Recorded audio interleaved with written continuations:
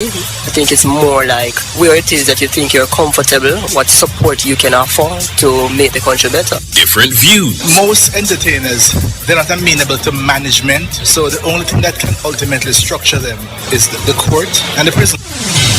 Public opinion. The voice of the people at 6:25 p.m. weekdays during Nationwide at 5. Tune into Nationwide at 6:25 p.m. for Public Opinion, where the people's views matter.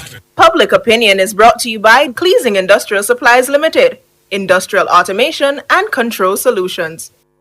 Starting a renovation project? Start right. Start here at H&L Rapid True Value for all your essentials at our 10 stores island-wide. The time by H&L Rapid True Value is Nationwide time, 5 o'clock. Crisp and refreshing. Room temperature or chilled. A pure water would drink. The temperature by Pure Water is 32 degrees Celsius in Kingston, 31 out west in Montego Bay. From the Nationwide News Network, comprehensive, incisive, tough. This is Nationwide at 5. Good afternoon, I'm Ricardo Brooks. And I'm Robianne Williams. In Nationwide News at this hour, the legal showdown between Prime Minister Andrew Holness and the Integrity Commission is set to begin in the Supreme Court on November 7. Senator Lambert Brown calls on the government to address the poor physical state of the nation's courts. But Senator Kamina Johnson-Smith says this government has done more than any administration to address the physical deficiencies in the court system. We're putting in this new wine, so to speak, in old wineskin. To look at the justice system and to not acknowledge the improvements that have taken place. Minister Darrell Vaz concerned about inconsistent service from electricity and telecommunication providers since the passage of Hurricane Beryl. In news from the rest of the world, gangs attack neighborhoods across Haiti's capital in a new wave of violence. President Joe Biden says Lebanon's ceasefire is possible, but an end to the Gaza war is harder. In headline sports, West Indies suffer semi-final heartbreak at ICC T20 World Cup in Sarhaj.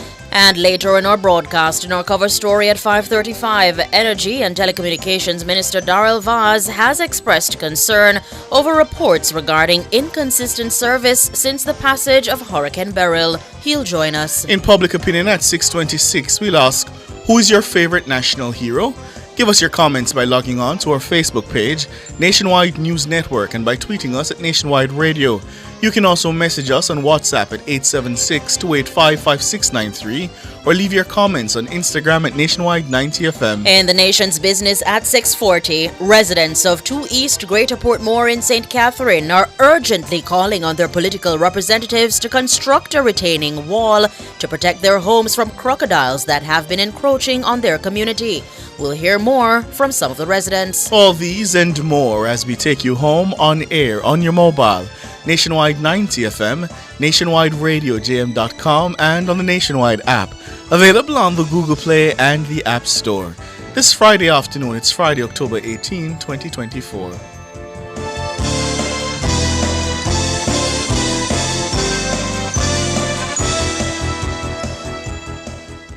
News at 5 is brought to you by Fostrich Company Limited, fostering rich customer service. If it's news, it's got to be Nationwide 90 FM.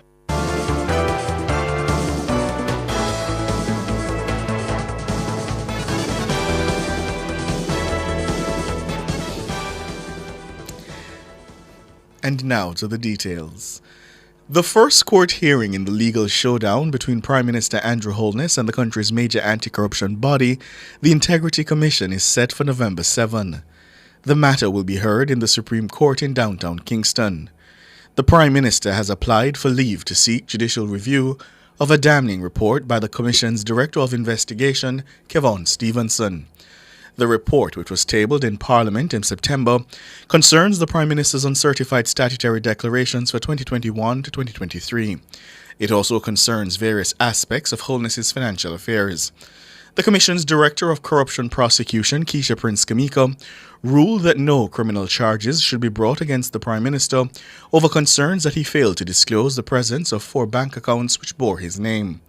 Subsequently, the Commission referred the report to be investigated by Tax Administration Jamaica, the TAJ, and the Financial Investigations Division, the FID. But the Prime Minister has alleged an abusive process, breaches of his constitutional rights, among other irregularities with the Commission investigation. His attorneys have set down 30 points on which they're seeking judicial review. The application was filed by Mr. Holness's attorney, King's Counsel Georgia Gibson Henlin. King's Counsel Michael Hilton is representing the Integrity Commission. Opposition Senator Lambert Brown has called on the government to address the poor physical state of the nation's courts as it seeks further amendments to laws governing the judiciary.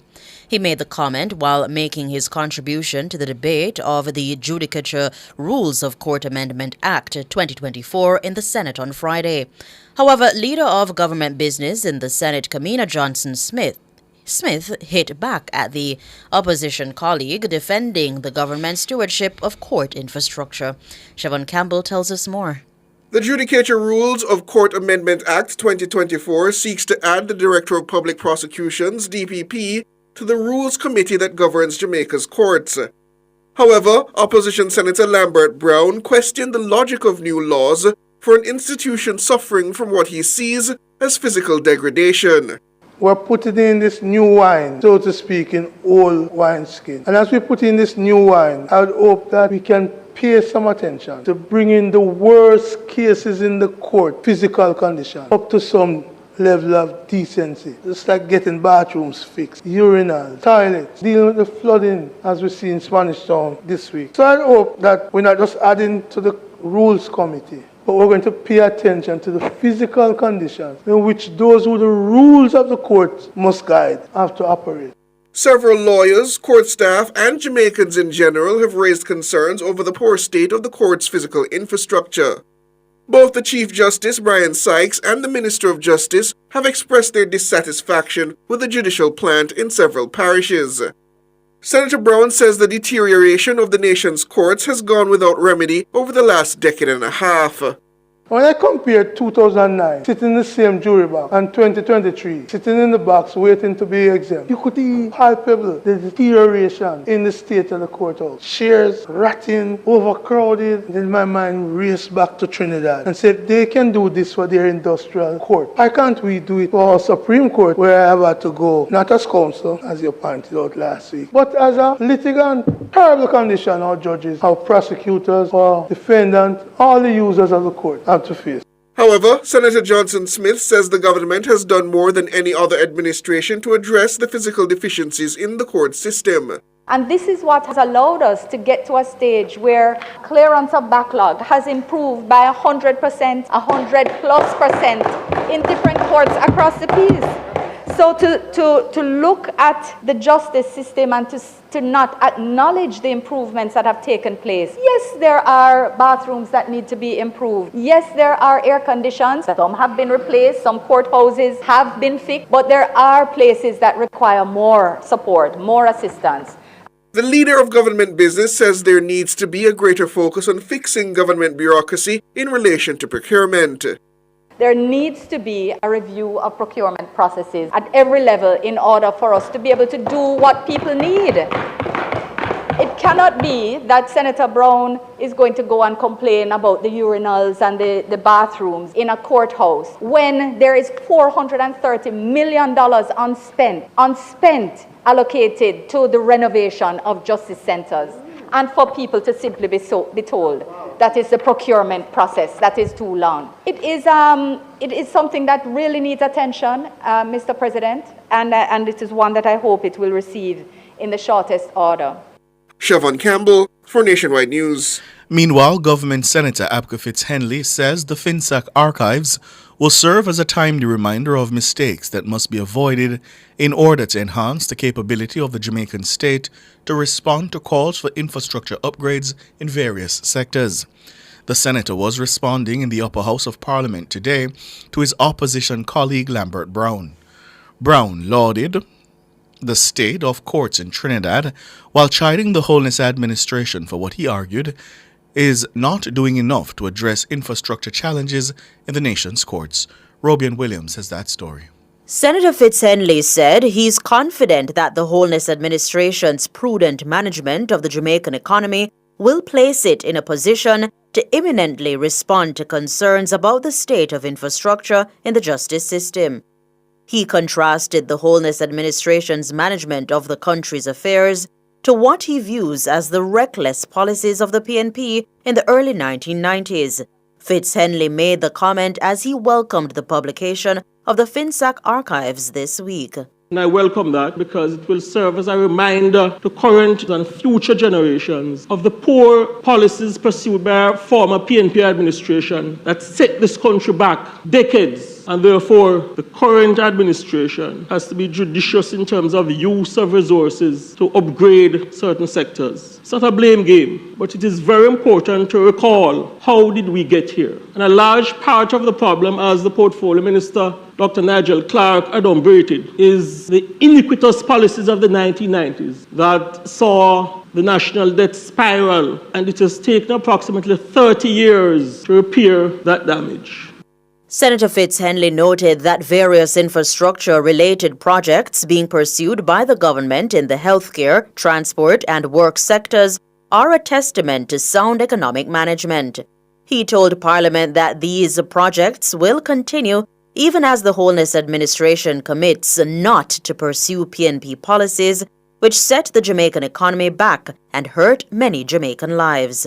I'd encourage Jamaicans to contemplate the issues that face us today in terms of allocation of resources to build out and upgrade various sectors in that context. And that as a society we resolve that never again will we go back to the days of, I can't find any other adjective but wicked policies that destroy the fabric of the Jamaican economy and set back the well-being of the Jamaican people and various sectors by many decades. Never again should we go back to those days of iniquitous policies that destroyed the mitochondria of the Jamaican. Fitzhenley says there are key lessons to be learned from the FinSAC archives.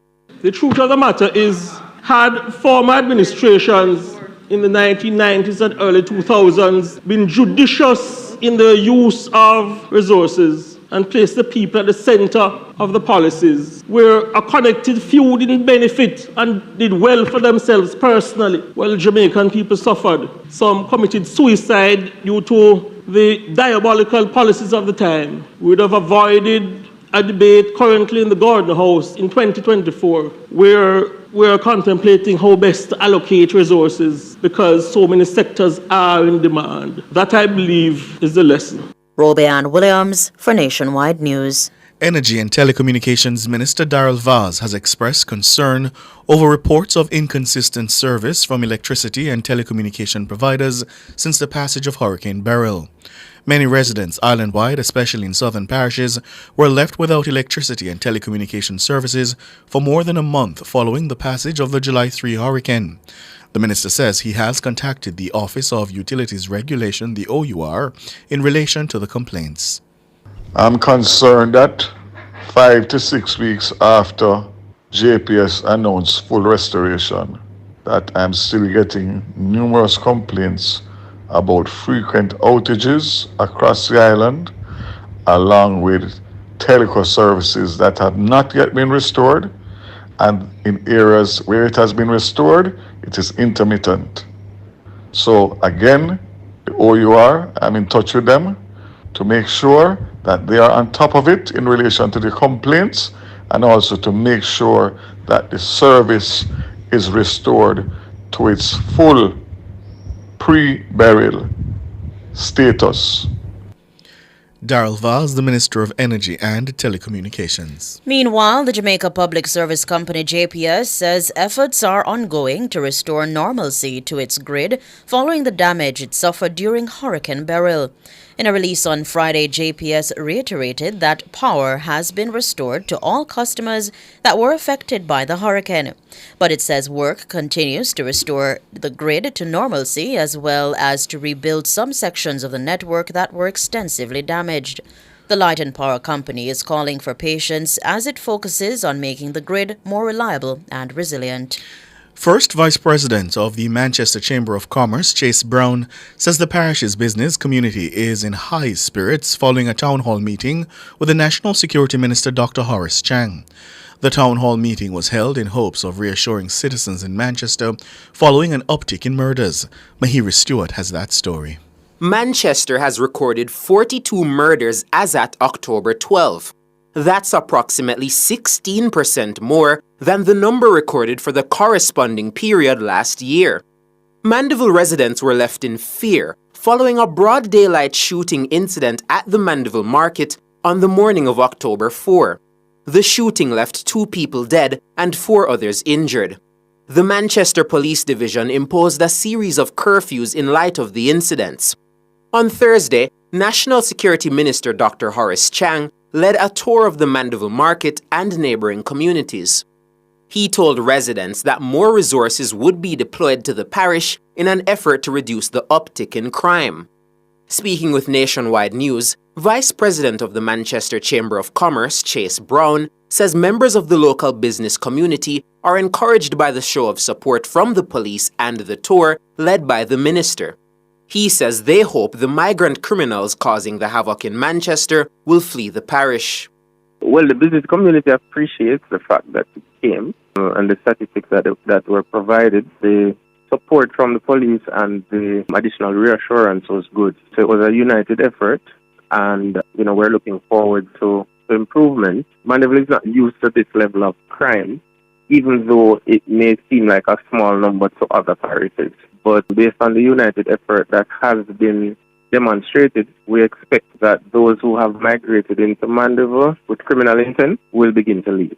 Mr. Brown says the increased presence of police in Mandeville has left residents feeling a lot safer. I would agree with that. Specifically, there are a lot more motorcycle patrols currently, and there are more random stop and search or spot check operations. So those things have definitely helped to build the confidence that we have in the police. Mahiri Stewart for Nationwide News. Meanwhile, Mr. Brown says a walkout of party promoters during Thursday's town hall may have been due to the promoters misinterpreting Dr. Chang's warning about social gatherings. Minister Chang was expressing the fact that if there is criminal activity in gatherings, then it can lead to more injuries and more casualties. So, for example, if there is a shooting that takes place at an event, then it's more likely that more than one person will be injured. And for that reason, they have used the strategy of controlling the space and reducing the frequency of gatherings. Of course, the promoters would not have been comfortable with that, and it seems as if they got the impression that the minister was suggesting that it was because of these events that there were certain types of crime happening. Chase Brown, First Vice President of the Manchester Chamber of Commerce. You're listening to the news on Nationwide at 5. We'll have more after these.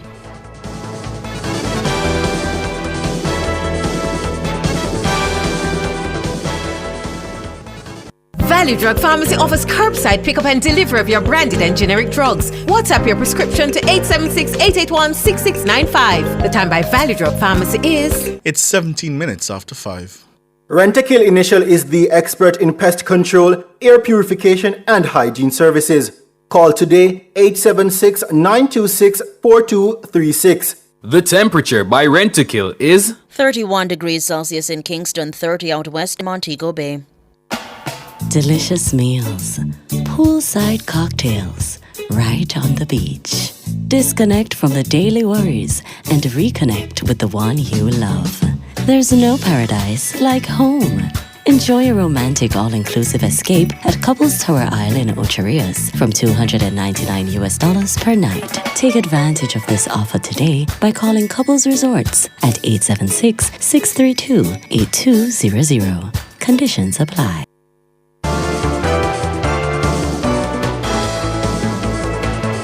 Continuing the news.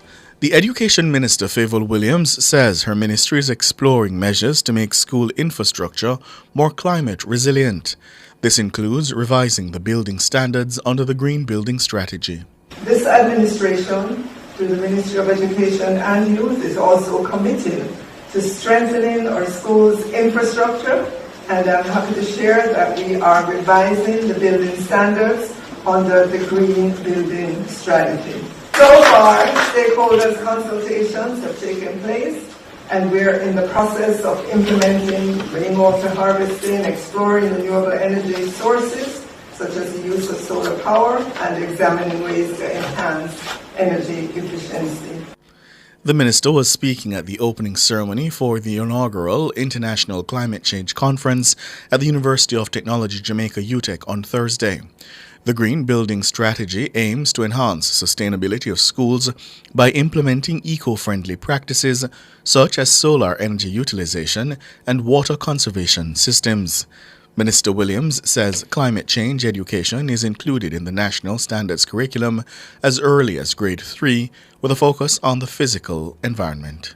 I'm happy to share that climate change education is included in our National Standards curriculum as early as grade 3, with a focus on the physical environment. This continues, and by the time students get to grade 6, they are being introduced to climate change in more explicit ways, learning about its causes and consequences. As these students move into upper secondary education, students have the option to pursue subjects like green engineering and renewable energy at the Cape level.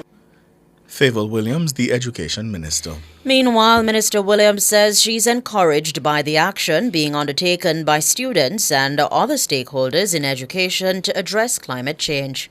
Climate change, as we know, cannot be tackled in isolation, but must take place collaboratively. And it's for those reasons that I am encouraged when I see our own education stakeholders participating in international activities like the Climate Action Project, now underway with millions of other teachers and students from across the globe, taking action, relying on creativity, empathy, critical thinking in synchronous and asynchronous ways over the course of 6 weeks to work through real-world problems. Favour Williams, Minister of Education. World in a Minute is brought to you by ABC Electrical Sales. We make things as easy as ABC. Hose assembly and supply, equipping Jamaica for success. And Charles O'Connor Consulting Network, COCN, driven by international accounting standards, modern technology and integrity. The World in a Minute. Gangs in Haiti carried out a number of attacks in several communities in the capital Port-au-Prince from Thursday night into Friday. The Associated Press reports that at least one woman was killed as gangsters set fire to homes and to a church. Panicked residents called radio stations pleading for help. As the attacks continued, 6 officials from the Bahamas arrived in Haiti on Friday to join a UN-backed mission led by Kenyan police to help quell gang violence. The officials are the first of a contingent of 150 soldiers from the Bahamas expected in the upcoming months. U.S. President Joe Biden says a ceasefire in Lebanon is possible, but ending the Gaza war will be harder. He was reacting to the killing of Hamas leader Yahya Sinwar. Sinwar, who topped Israel's most wanted list, was the key figure behind the October 7 attacks. He was killed after Israeli troops attacked a building in Rafah. Hamas has confirmed their leader was killed in combat, but says his death will only strengthen the group. But a senior UN official has warned the prospect of a ceasefire in Gaza remains grim despite the killing of Sinwar.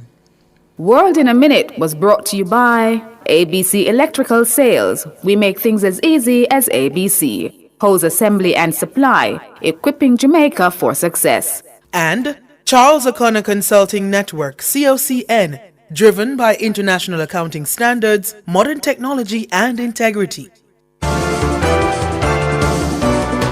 Recapping the top stories making nationwide news at this hour, the legal showdown between the Prime Minister and the Integrity Commission has now been set to begin on November 7. Senator Lambert Brown calls on the government to address the poor physical state of the nation's courts. But Senator Kamina Johnson-Smith says no other government has done more than this present one to address the physical deficiencies in the system.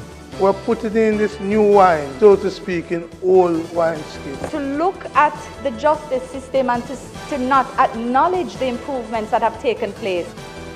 Minister Darrell Vaz concerned about inconsistent service from electricity and telecommunication providers since the passage of Hurricane Beryl. I'm Ricardo Brooks. And I'm Roby Ann Williams. Listeners, you can find the news on our website at nationwideradiojm.com and on the Nationwide app, available on the Google Play and the App Store. News next, the headlines at 6.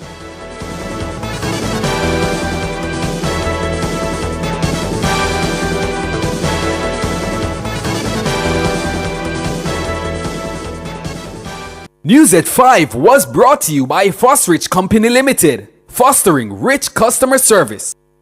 You shop, we ship. Click and Ship Express. We make online shopping easy with hassle-free shipping that's affordable, fast, and convenient. Take advantage of our great rates, multiple locations island-wide, and extended opening hours. Track your package every step of the way. Have a question? Email, call, or chat with our customer service team. Sign up for free at clickandshipexpress.com and get your U.S. mailing address. Click and Ship. Like it, click it, ship it. Conditions apply. A product of Jamaica Post.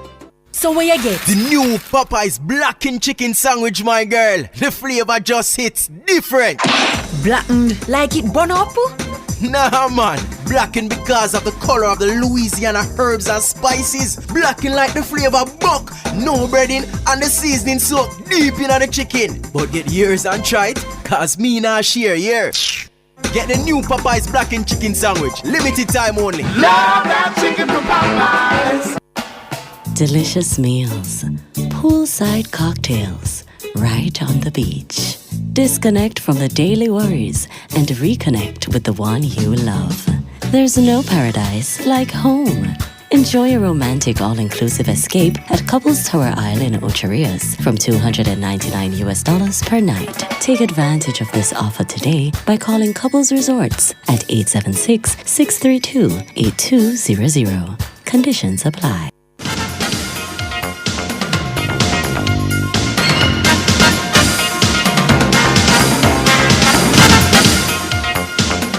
Hello, good afternoon, and welcome to Sports here on Nationwide 90 FM. I'm Wayne Walker. St. Catherine High School, where they're on the verge of finishing top of Group G in the ISA Digital Manning Cup competition. They currently lead St. George's College 1-0 in their big clash over there at Winchester Park, with just about a minute or so to go in the game. Romain Walters looks to be the match winner. He gave St. Catherine the lead on 28 minutes. Both teams went into the game on 19 points apiece, but the Georgians led on goal difference. The West Indies were today knocked out of the ICC Women's T20 World Cup after losing a close game by 8 runs to New Zealand in the second semi-final in Sharjah. The 2016 champions were asked to get 129 for victory, but it proved too much in the end. They could only manage 120 for 8 in their 20 overs. Deandra Dottin top scored with 33. The next best was 17 not out from Affie Fletcher and 15 from captain Hayley Matthews. Stephanie Taylor weighed in with 14 as Aiden Carson grabbed the 3 for 29 and Amelia Carr 2 for 14. Dottin had earlier starred with the ball. She picked up 4 for 22 and Fletcher 2 for 12 as New Zealand made 128 for 9 in their 20 overs. Georgia Plimmer 33 made most runs for New Zealand, who have now set up a showdown with South Africa in Sunday's big final. John Campbell, who recently returned from a 22-month ban for breaching an anti-doping rule, has been sensationally named to lead the Jamaica Scorpions in this season's CG United Regional 50-over cricket competition. Campbell will have discarded West Indies batsman Kirk McKenzie as his vice-captain for the tournament, which bowls off on October 29 in Trinidad and Tobago. 2 newcomers were named in the 14-man squad, Tamari Redwood and O'Dane McCarthy. The rest of the squad is Javel Glenn, Jermaine Blackwood, Brad Barnes, Romaine Morris, Odine Smith, Marquino Minley, O.J. Shields, Gordon Bryan, Javier Royal, and Carlos Brown. Pete Salmon, Andre McCarthy, and Daniel Beckford were named as reserves. Jamaica will open their campaign on October 30. They'll take on Barbados Pride at the Brian Lara Academy in Tarouba in Tobago. Pakistan today ticked off their first win in a test match at home since 2021 when they beat England by 152 runs in 4 days of the second test in Multan. England started the morning on 36 for 2, chasing 297 for victory. However, the last 8 wickets fell in less than 2 hours as Noman Ali claimed 7 of them to finish with 8 for 46 and 11 for 147 in the game, while his partner in crime for the second time in the game, Sajid Khan, who bagged the 7 in the first innings, picked up the other 2 to become the first pair to take all 20 wickets in a test match since Dennis Lilly and Bob Messi in 1972. England were bowled out for 144 as Captain Ben Stokes top scored with 37. The series is now tied up at 1 apiece going into the third and final test starting next week. That's sports. We're going to be back with more at 6:05.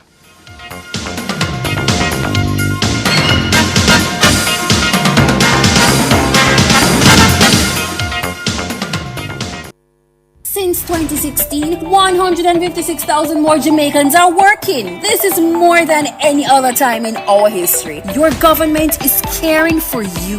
The time brought to you by the Office of the Prime Minister is 5:30. I don't have no time for whole heap of paperwork. That's why I downloaded and signed up for my 1JN Passport app. Get it all in one go. Download and sign up now. The temperature by the 1JN Passport app is 31 degrees Celsius here in the nation's capital, Kingston. It's 30 in the western city, Montego Bay.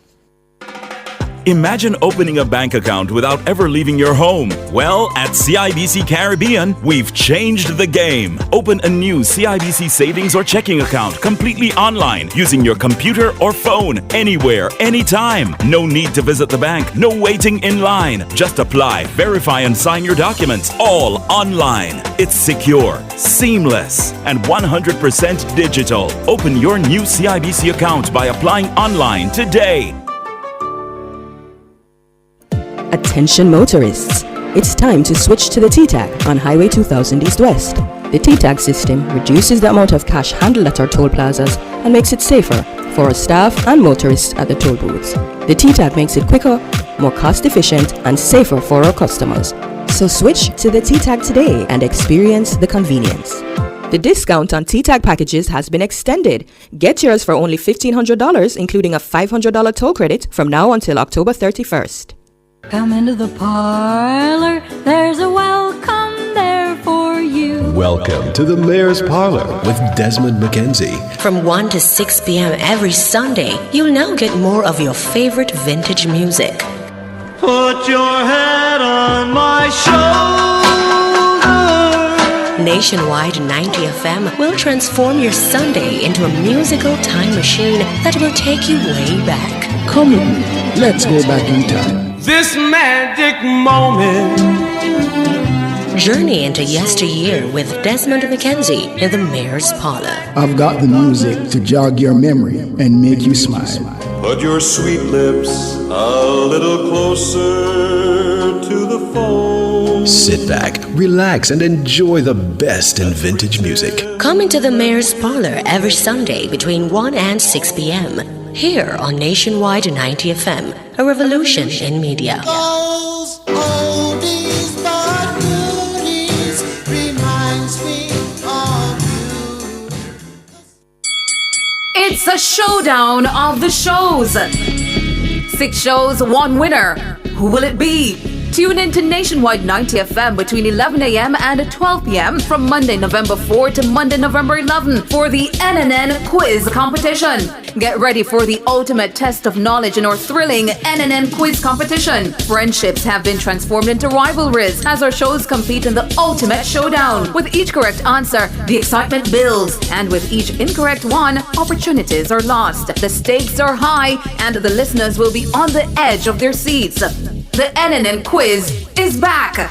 Tune in between 11 a.m. and 12 p.m. during CliffViews Online from Monday, November 4 to Monday, November 11 for the NNN Quiz Competition. Who will emerge victorious on this edition of the NNN Quiz Competition? Find out only on Nationwide 90 FM, the new revolution in media. The NNN Quiz is brought to you by the Student Center, the Jamaican Association for Debating and Empowerment Jade Limited, Wellington Dental, Mark's Superstore, Max Pharmaceutical, and JTA Credit Union. Exciting news! The Design Studio Nationwide 90 FM just got a whole lot bigger. Join us this and every Saturday now from 1 to 3 p.m. for an exclusive show that elevates your home, mind, and soul. Discover the latest interior design trends to create your dream sanctuary. Unlock your true potential with personal growth strategies. Nourish your body and spirit with expert wellness tips. Don't miss out on the inspiration you need to live your best life. Tune in to the Design Studio this and every Saturday from 1 to 3 p.m. and take the first step towards a more fulfilling you. Make me sweat, make me harder. Not a mercy. This one is very classic, dedicated to all the schoolers who are taking beats. If you've ever struggled to pass an exam, then you'll know that students today are under great pressure to get good grades and secure qualification needed to move on to higher education. The problem is that too many students are struggling alone and could really benefit from connecting with hardworking teachers and other bright students in other parts of the country and the region.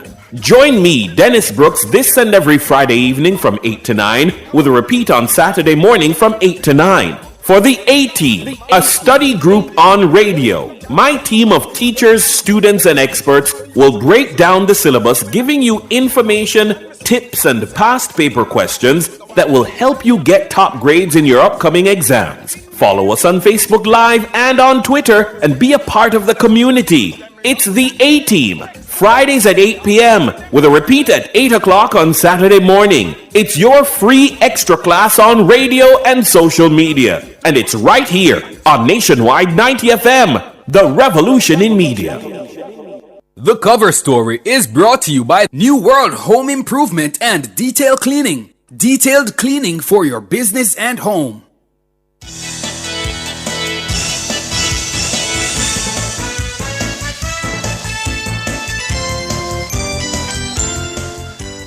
Good afternoon to you. Thank you so much for joining us here on Nationwide at 5. It's time for the cover story.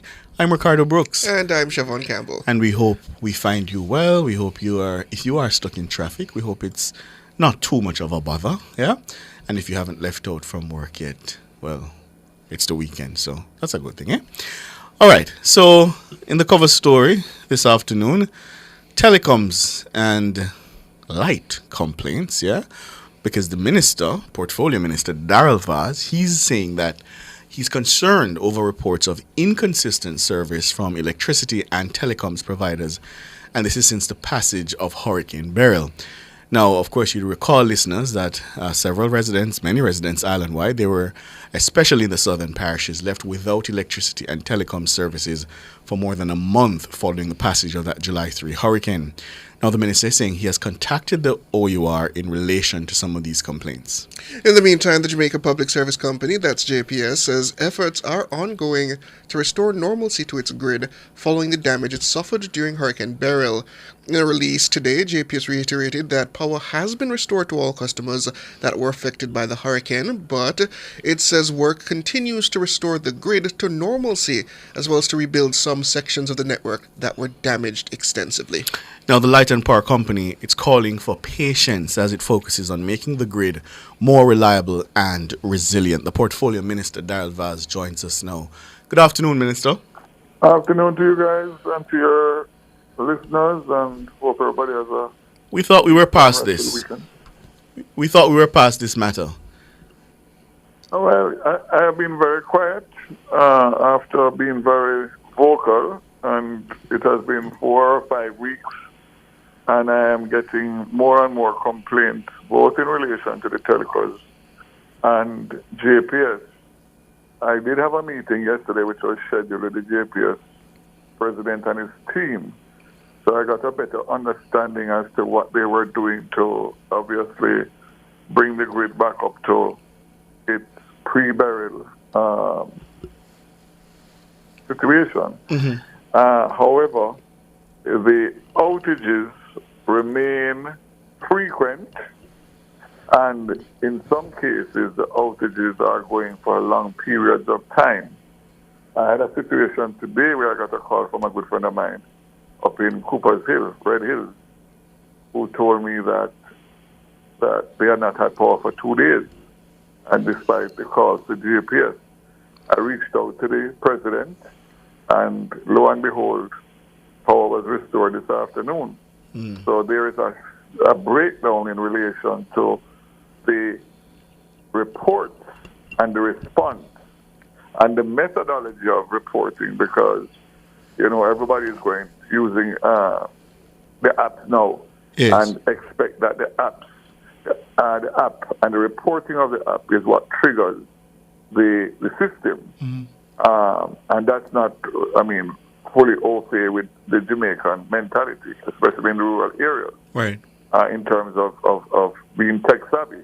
So I've raised that with the JPS several times, that their system has to be a dual system, because the response time before Beryl was similar in terms of the complaints. And then for me, the telcos use the power outage during Beryl as their main excuse as to why cell sites were down, and the theft of the fuel, the diesel oil for the generators, and I accepted that based on the times. But again, both the telcos are coming in for heavy criticism, and if you look at the OUR report that I got, you will see that the complaints are increasing rather than decreasing even after Beryl. So that would tell me very clearly that there's a systemic problem in terms of the service that the telcos are giving. So hence why I'm becoming vocal again. Right. Before we get to the telecos, help our listeners understand what exactly is the problem as JPS has related to you as it relates to the grid.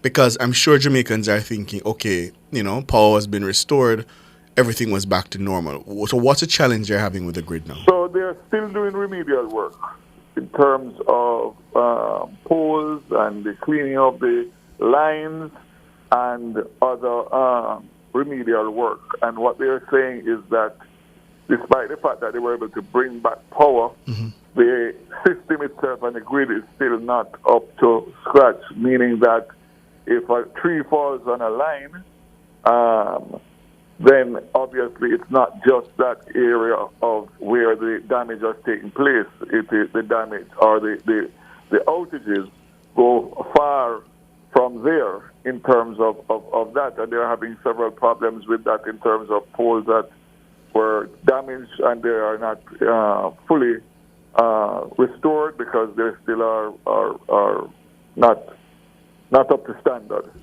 However, they did say that they are well aware of it and that they are moving apace to try and deal with it. And have they given you a timeline as to when they think they'll be back to full capacity?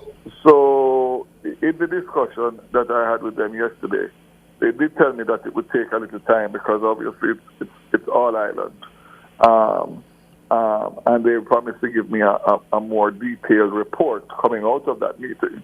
But I can tell you that, I raised one issue with the president, Port Royal.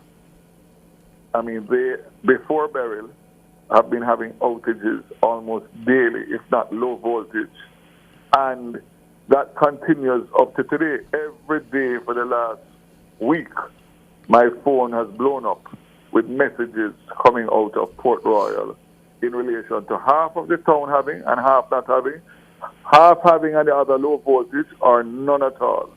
So these are major problems because this affects the livelihood and productivity of the Jamaican citizen. And what has been the OUR's response to all of this in relation to JPS? Well, the fact of the matter is that you know what transpired during Beryl, and I have been assured, based on the conversations and meetings that I have had, that they are doing the audit and that they are moving apace to make sure to hold them accountable. I have not received anything from them in relation to JPS. I received the Telecom, which I had written them, and they responded quite promptly. But I will be seeking to get that report on JPS. But just to say that the meeting that I had yesterday was an amicable meeting, and the president was at pains to explain to me that it's not that they're not aware of it, but it's still they're still having issues as a result of the passage of Beryl. Did I hear? No, let me just reiterate again that can be so, but that still does not answer the question as to why the long or the prolonged delay in restoring light when a problem arises. Yes. 2 days is absolutely unacceptable. 100%. And the reason why I can say that is because every time I reach out to the president or the management of JPS in relation to a problem, wherever it is, the problem is remedied within hours. That means to tell me that the problem is not insurmountable. Right. And what the is communication has probably broken is down. The communication between the customers and JPS. Did I hear you say that the weakness is in the grid? It's not confined to a particular area. Is that it's island wide? Did I hear that correctly? I mean, obviously, some areas would be better, like St. Elizabeth. That does a whole rebuild. So I don't get much complaints from that side.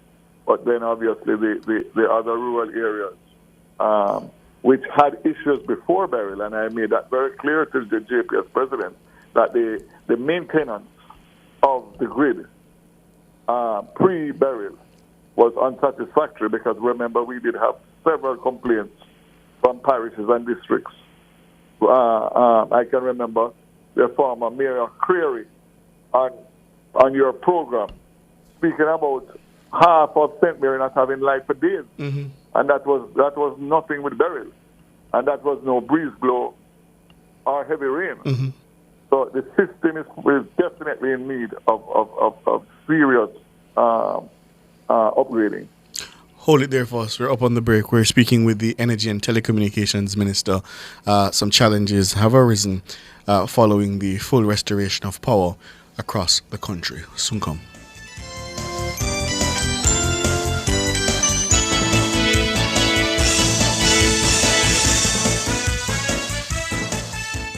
Clearing personal non-commercial shipments at the port? Avoid the wait. Request a contactless clearance through your agent today. It's more efficient. It's secure. The time by the Jamaica Customs Agency is 5:46. Upgrade your kitchen and bathroom to the next level with Unique Living. They're the ultimate destination for all your kitchen and bathroom needs, from luxurious shower systems to exquisite faucets, vanities, sinks, toilets, closets, and more. They have it all. Visit shop number 6, 30 Dunrobin Avenue, Kingston 10, or call them at 876-755-3661. Elevate your space with Unique Living, where quality meets expectations. For all your electrical needs, visit ABC Electrical Sales. They stock a wide variety of electrical supplies, including plugs, switches, panel boards, and conduits, plus energy-saving fixtures. ABC Electrical Sales stocks brands like GE, Siemens, Philips, Cutler Hammer, and Allen Bradley. They also offer free island-wide delivery just to suit your needs.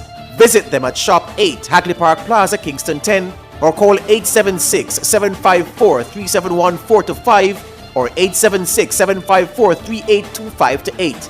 ABC Electrical Sales, for a better choice in the electrical business. The Ministry of Justice's Legal Aid Council invites you to the St. Mary leg of the Legal Aid Fair for persons with disabilities. Persons living with disabilities will have the opportunity to access justice services such as legal advice, victim support, child diversion, and restorative justice, along with other government services. Come out to the Claude Stewart Park on October 23, 2024 to access all your justice services. New World Home Improvement and Detail Cleaning offers high-quality detail cleaning and home improvement services. They cater to residential and commercial properties. They clean from the ceiling to the floor. They clean sofas, mattresses, carpets, and chairs. They deep clean and restore all floors. They repair and restore roofing. They do tiling, general paintings, drywall works, and other carpentry services to include property renovation. Call them 876-384-9313. Follow them at New World Detail Cleaning and Home Improvement.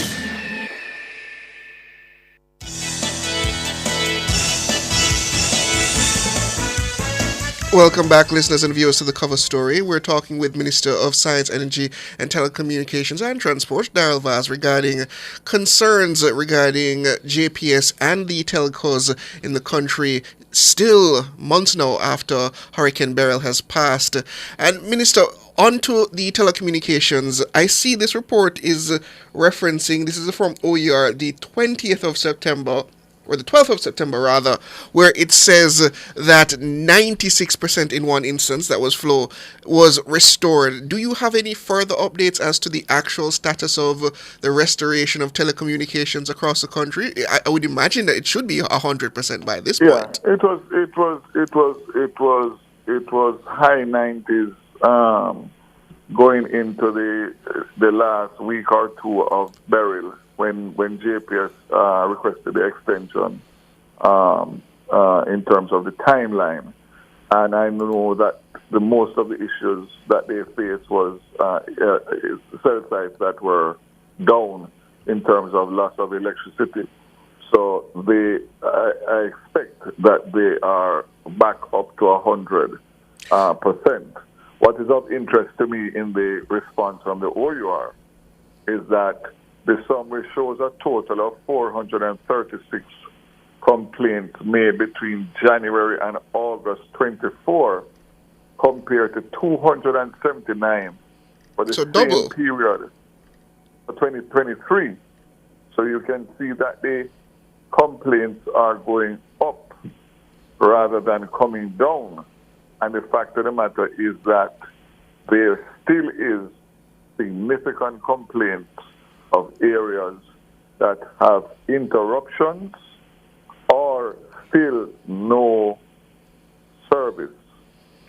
And I know, and I am the first one to say, that they are facing the issue of the vandalism and theft of their equipment and their fiber, and that has been a long-standing situation, which has been raised with me several times, and we are moving in relation to increasing the sanctions for that.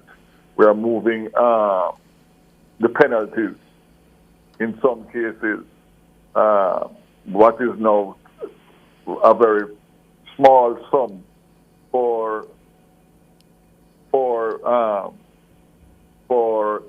is now $3 million or imprisonment for a term not exceeding 3 years. We have as high as $5 million or imprisonment for 5 years. And it goes on. And all of that the bill is drafted already. And we are now completing internal review and, of course, sending to the AGC chambers for its final comments.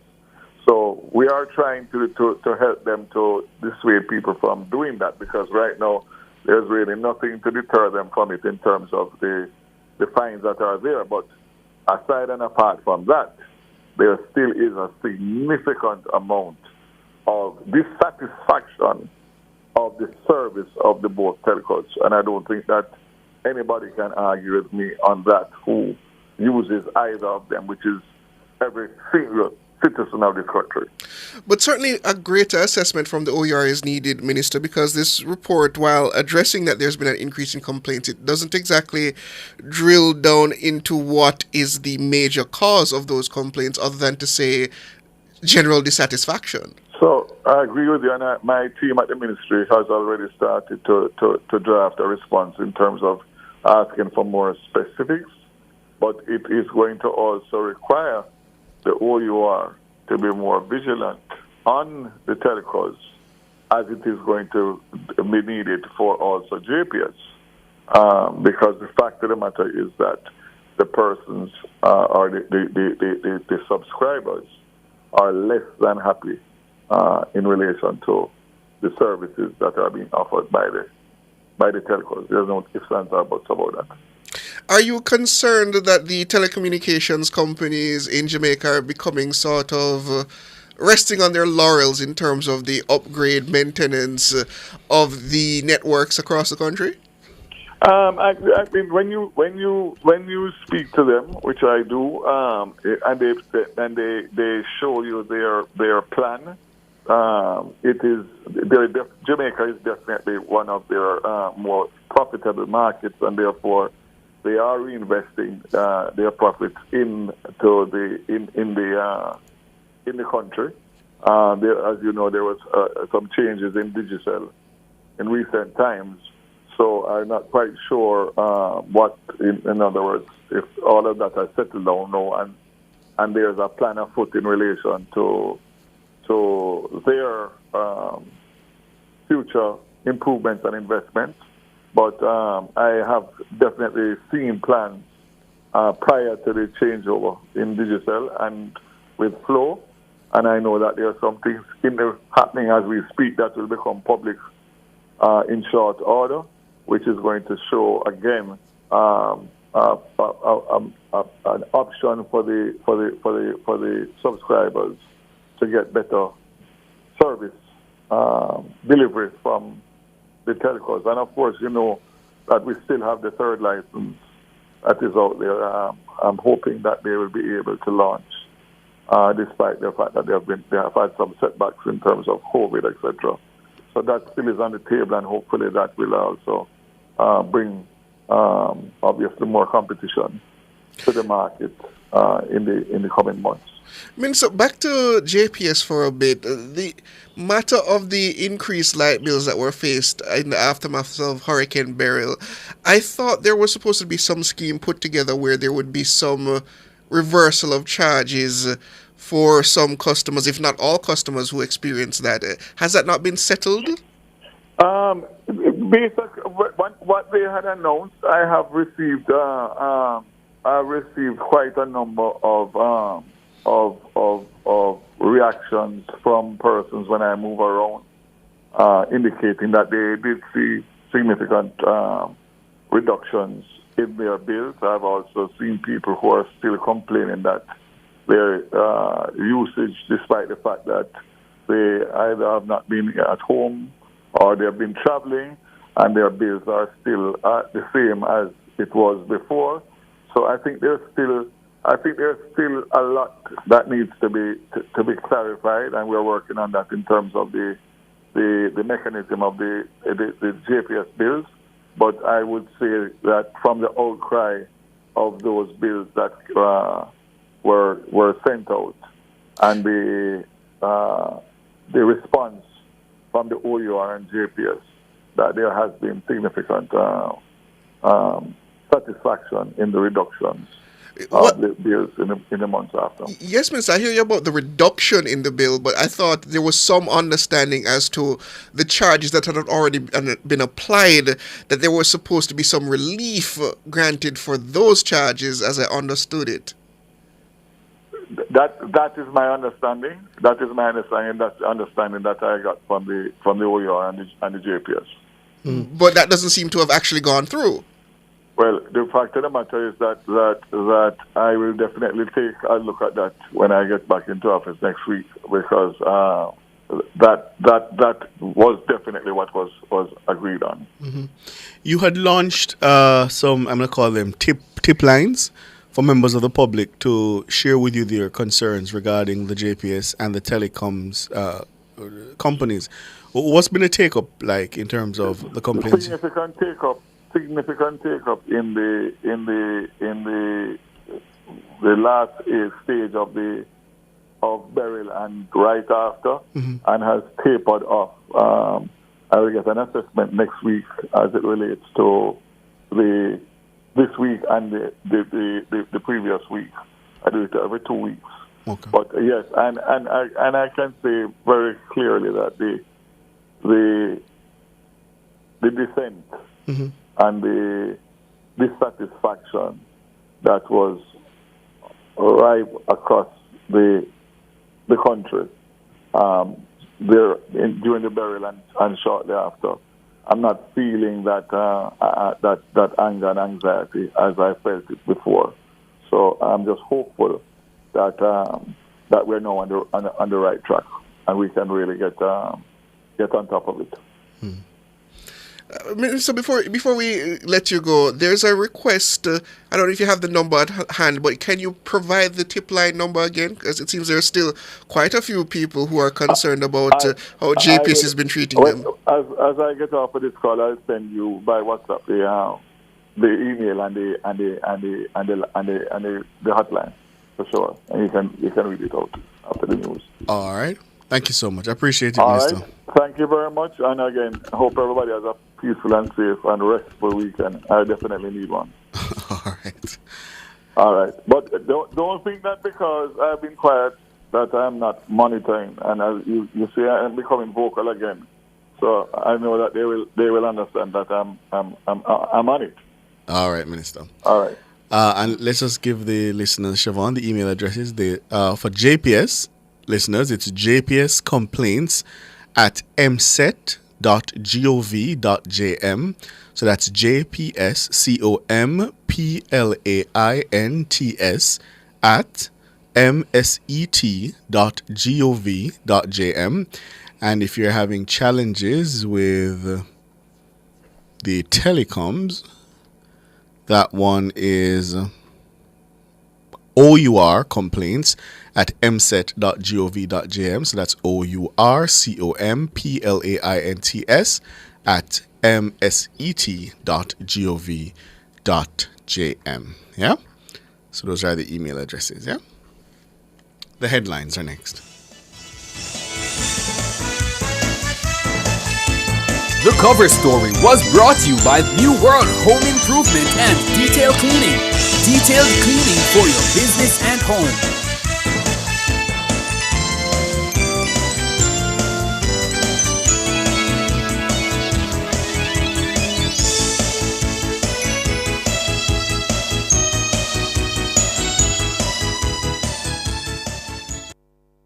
The time brought to you by Guardian Life. Live secure, live easy is 6 o'clock.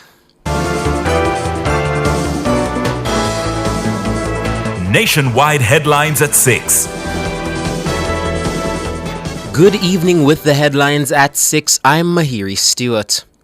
The first court hearing in the legal showdown between Prime Minister Andrew Holness and the country's major anti-corruption body, the Integrity Commission, is set for November 7.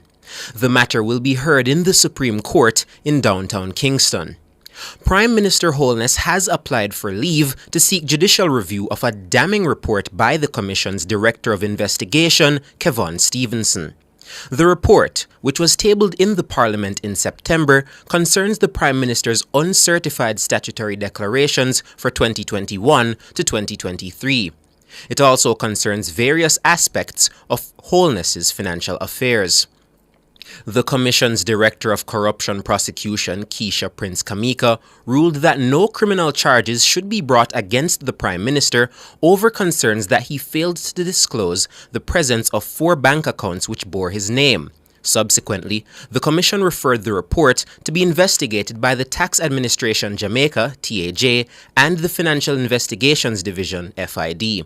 But the Prime Minister has alleged abuse of process and breach of his constitutional rights, among other irregularities, with the Commission's investigation. Energy and Telecommunications Minister Darrell Vaz has expressed concern over reports of inconsistent service from electricity and telecommunication providers since the passage of Hurricane Beryl. Many residents island-wide, especially in southern parishes, were left without electricity and telecommunication services for more than a month following the passage of the July 3 hurricane. The minister says he has contacted the Office of Utilities Regulation, OUR, in relation to the complaints. I'm concerned that 5 to 6 weeks after JPS announced full restoration, that I'm still getting numerous complaints about frequent outages across the island, along with telecom services that have not yet been restored, and in areas where it has been restored, it is intermittent. So again, the OUR, I'm in touch with them to make sure that they are on top of it in relation to the complaints, and also to make sure that the service is restored to its full pre-burial status. Daryl Vaz, Minister of Energy and Telecommunications. Meanwhile, the Jamaica Public Service Company, JPS, says efforts are ongoing to restore normalcy to its grid following the damage it suffered during Hurricane Beryl. In a release on Friday, JPS reiterated that power has been restored to all customers that were affected by the hurricane. But it says work continues to restore the grid to normalcy, as well as to rebuild some of sections of the network that were extensively damaged. The Light and Power Company is calling for patience as it focuses on making the grid more reliable and resilient. Opposition Senator Lambert Brown has called on the government to address the poor physical state of the nation's courts as it seeks further amendments to laws governing the judiciary. He made the comment while making his contribution to the debate of the Rules of Court Amendment Act 2024 in the Senate on Friday. However, the opposition senator questioned the logic of new laws for an institution suffering from what he sees as physical degradation. We're putting in this new wine, so to speak, in old wineskin. And as we put in this new wine, I would hope that we can pay some attention to bringing the worst cases in the court, physical condition, up to some level of decency. Just like getting bathrooms fixed, urinals, toilets, dealing with the flooding as we see in Spanish Town this week. So I hope that we're not just adding to the rules committee, but we're going to pay attention to the physical conditions in which those who the rules of the court must guide have to operate. Senator Lambert Brown. However, Government Senator Kamina Johnson-Smith says the government has done more than any other administration to address the physical deficiencies in the court system. And this is what has allowed us to get to a stage where clearance of backlog has improved by 100%, 100+% in different courts across the piece. So to look at the justice system and to not acknowledge the improvements that have taken place. Yes, there are bathrooms that need to be improved. Yes, there are air conditions. Some have been replaced, some courthouses have been fixed, but there are places that require more support, more assistance. Senator Kamina Johnson-Smith. Education Minister Fayval Williams says the ministry is exploring measures to make school infrastructures more climate resilient. This includes revising the building standards under the Green Building Strategy. This administration, through the Ministry of Education and Youth, is also committed to strengthening our schools' infrastructure, and I'm happy to share that we are revising the building standards under the Green Building Strategy. So far, stakeholders' consultations have taken place, and we're in the process of implementing rainwater harvesting, exploring renewable energy sources, such as the use of solar power, and examining ways to enhance energy efficiency. The minister was speaking at the opening ceremony for the inaugural International Climate Change Conference at the University of Technology Jamaica, UTech, on Thursday. The Green Building Strategy aims to enhance the sustainability of schools by implementing eco-friendly practices such as solar energy utilization and water conservation systems. Minister Williams says climate change education is included in the national standards curriculum as early as grade 3, with a focus on the physical environment.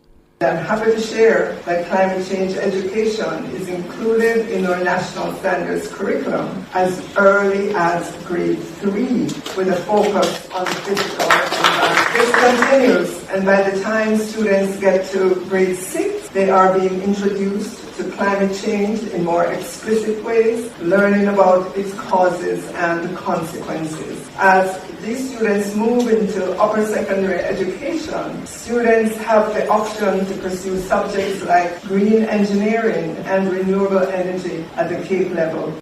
Favour Williams, Minister of Education. Those are the headlines at 6. I'm Mahiri Stewart. Sports is next.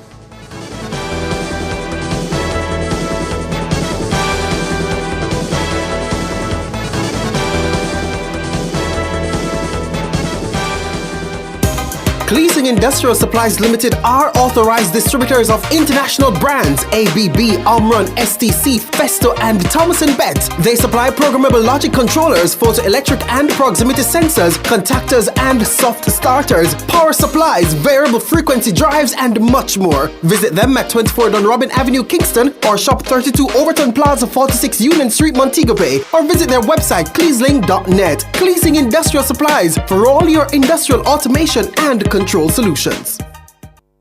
You can have it all. Company events, birthday parties, or the wedding of your dreams. It's all possible at Grand Palladium Hotels and Resorts. We have magnificent event rooms and a dedicated team that will make your event the best experience that only Grand Palladium Hotels and Resorts can offer. Contact us at 876-619-0000 or call your favorite travel agency and ask about our promotion designed especially for you.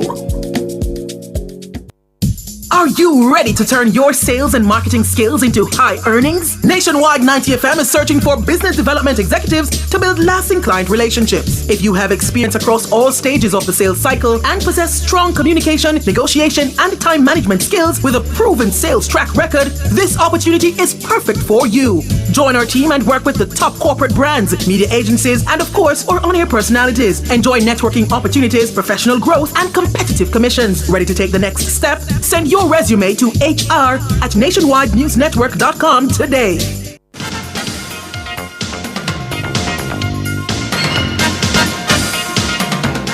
Hello, good evening, and welcome to Sports here on Nationwide 90 FM. I'm Wayne Walker. St. Catherine High School finished top of Group G in the ISA Digital Manning Cup competition. They beat St. George's College 1-0 in their big clash at Winchester Park today. Romain Walters was the match winner. He gave St. Catherine the lead on 28 minutes, and they held that right through to the end. St. Catherine ended the round with 22 points, while St. George's finished with 19 and will find themselves in a round of 16 group with champions Mona High. The West Indies women were today beaten at the ICC T20 World Cup. They were beaten in the semi-final by the New Zealand team by 8 wickets. The game played in Sharjah. The 2016 champions were asked to get 129 for victory, but it proved too much in the end. They could only manage 120 for 8 in their 20 overs. Deandra Dutton top scored with 33. The next best was 17 from Afi Fletcher, 15 from Captain Haley Matthews. Stephanie Taylor weighed in with 14. Eden Carson grabbed a 3 for 29 and Amelia Carr 2 for 14. Dottin had earlier starred with the ball for the West Indies. She picked up 4 for 22 and Fletcher 2 for 12 as New Zealand made 128 for 9 in their 20 overs. Georgia Plimmer 33 made most runs for New Zealand, who have now set up a showdown with South Africa in Sunday's big final. John Campbell, who recently returned from a 22-month ban for breaching an anti-doping rule, has been named to lead the Jamaica Scorpions in this season's CG United Regional Super 50 competition. Campbell will have discarded West Indies batsman Kirk McKenzie as his vice-captain for the tournament, which bowls off on October 29 in Trinidad and Tobago. 2 newcomers were named in the 14-man squad: Tamari Redwood, a former West Indies under-19 spinner, and O'Dane McCarthy. The rest of the squad is Javel Glenn, Jermaine Blackwood, Brad Barnes, Romain Morris, O'Dean Smith, Marquino Minley, O'Jay Shields, Gordon Bryan, Javier Royal, and Carlos Brown. 4 reserves were named, amongst them Pete Summon, Andre McCarthy, and Daniel Beckford. Jamaica will open their campaign on October 30 against Barbados Pride, the game to be played at the Brian Lara Academy in Taroupa. Pakistan today ticked off their first win in a test match at home since 2021 when they beat England by 152 runs in 4 days of the second test in Multan. England started the morning on 36 for 2, chasing 297 to victory. However, the last 8 wickets fell in less than 2 hours as Noman Ali claimed 7 of them to finish with 8 for 46 and 11 for 147 in the game, while his partner in crime for the second time in the game, Sajid Khan, who bagged 7 in the first innings, picked up the other 2 wickets to become the first pair to take all 20 wickets in a test match since Dennis Lillee and Bob Massey in 1972. England were bowled out for 144 as Captain Ben Stokes top scored with 37. The series is now tied up at 1 apiece. Host India has fought their way back into the first cricket test against New Zealand in Bengaluru. At the close of play on day number 3, India were 231 for 3. They trailed by 125 runs.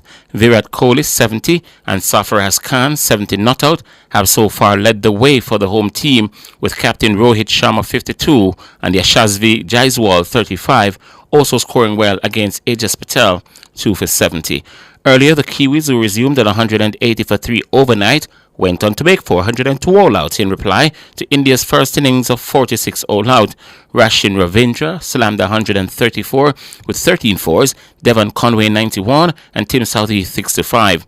Kuldeep Yadav and Ravindra Jadeja bagged 3 wickets apiece. Red Bull's Max Verstappen took pole for the sprint at the United States Grand Prix with the title rivals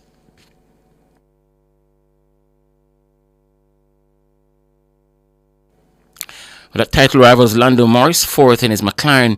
Verstappen, who heads Norris by 52 points with 6 races to go, pipped Mercedes driver George Russell to pole position.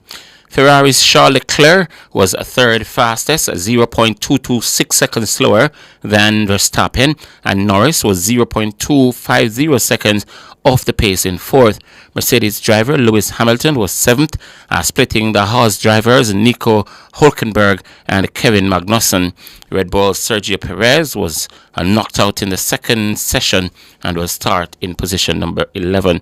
The result was a blow to Norris, who needs to close on Verstappen at an average of nearly 9 points a race, especially as both Red Bull and McLaren are among the teams with upgrades on their car this weekend. McLaren has had the fastest car for some time, and Verstappen has been fighting a rearguard battle as Norris has eaten into his lead every race since the Dutch Grand Prix in late August. The Professional Tennis Players Association is asking the Grand Slams and 2 main tours to pay for a legal defense fund for athletes. The PTPA was created in 2019 and aims to increase player power within the sport. It's believed the 4 majors, the men's ATP Tour and the women's WTA Tour, should fund access to third-party lawyers so financial resources are not a barrier to a speedy and authoritative defense. It would, they argue, make the system fairer for all players regardless of their ranking. The PTPA was co-founded by Novak Djokovic, who raised the topic at the recent US Open. Some players have raised questions about the speed in which a resolution was reached in the case of Italy's Yannick Sinner. World number 1 Sinner twice tested positive for the steroid clostebol in March, but was cleared of fault or negligence by an independent panel. The World Anti-Doping Agency, WADA, has lodged an appeal against the decision to clear the Italian of blame, believing the independent panel's findings were, quote, not correct under the applicable rules. It has asked the Court of Arbitration for Sportcast to set aside the decision and ban Sinner for between 1 and 2 years. The PTPA says it was set up to support, protect, and advance players' well-being off and on the court. It has so far had a fractious relationship with tennis's established powers and has not been able to get into the room where key decisions are made. As sports.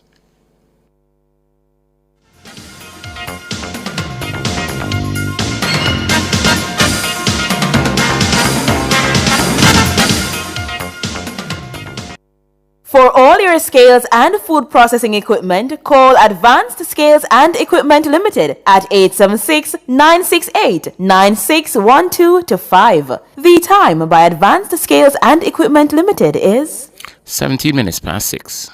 Former staff of Jamaica Mutual Life and Jamaica Mutual Properties, for beneficiaries of the pension schemes or their next of kin or beneficiaries of their estate, are invited to contact Guardian Life at 12 Trafalgar Road, Kingston 10, or 876-927-4105, extension 2794, or GLL Pensions at myguardiangroup.com to make arrangements to claim their pension and or any other benefits payable. Looking to add a touch of elegance to your room? The Lighting World by Fosrich is having a massive lighting blowout sale. Get your wall lamps, chandeliers, ceiling lamps, fans, and more at amazingly low prices. Sale begins Sunday, September 29, with up to 50% off selected items. It's the Fosrich Lighting Blowout Sale, September 29. Shop and save only at Fosrich. Open Sundays. So what you get? The new Popeye's blackened chicken sandwich, my girl. The flavor just hits different. Blackened like it burn up? Nah, man. Blackened because of the color of the Louisiana herbs and spices. Blackened like the flavor buck. No breading and the seasoning soaked deep in the chicken. But get yours and try it, cause me nah share, yeah. Get the new Popeye's blackened chicken sandwich. Limited time only. Love that chicken from Popeyes. When Sagicor Bank thinks of a woman, here's what we see. We see business leaders managing sole trader businesses to large corporations. We see university graduates as our women uplift themselves academically. We see more home owners, ambitious women working hard to build their own legacy. We see leadership at home, with women proudly providing for and taking care of their families. We see entrepreneurs, Jamaican women playing a leading role in our economic growth. At Sagicor Bank, we see the invaluable contribution of women in the home, communities, businesses, and development of our country. That's why we're in their corner, supporting Jamaica's women as they strive to achieve their dreams. Public Opinion is brought to you by Cleasing Industrial Supplies Limited, Industrial Automation and Control Solutions.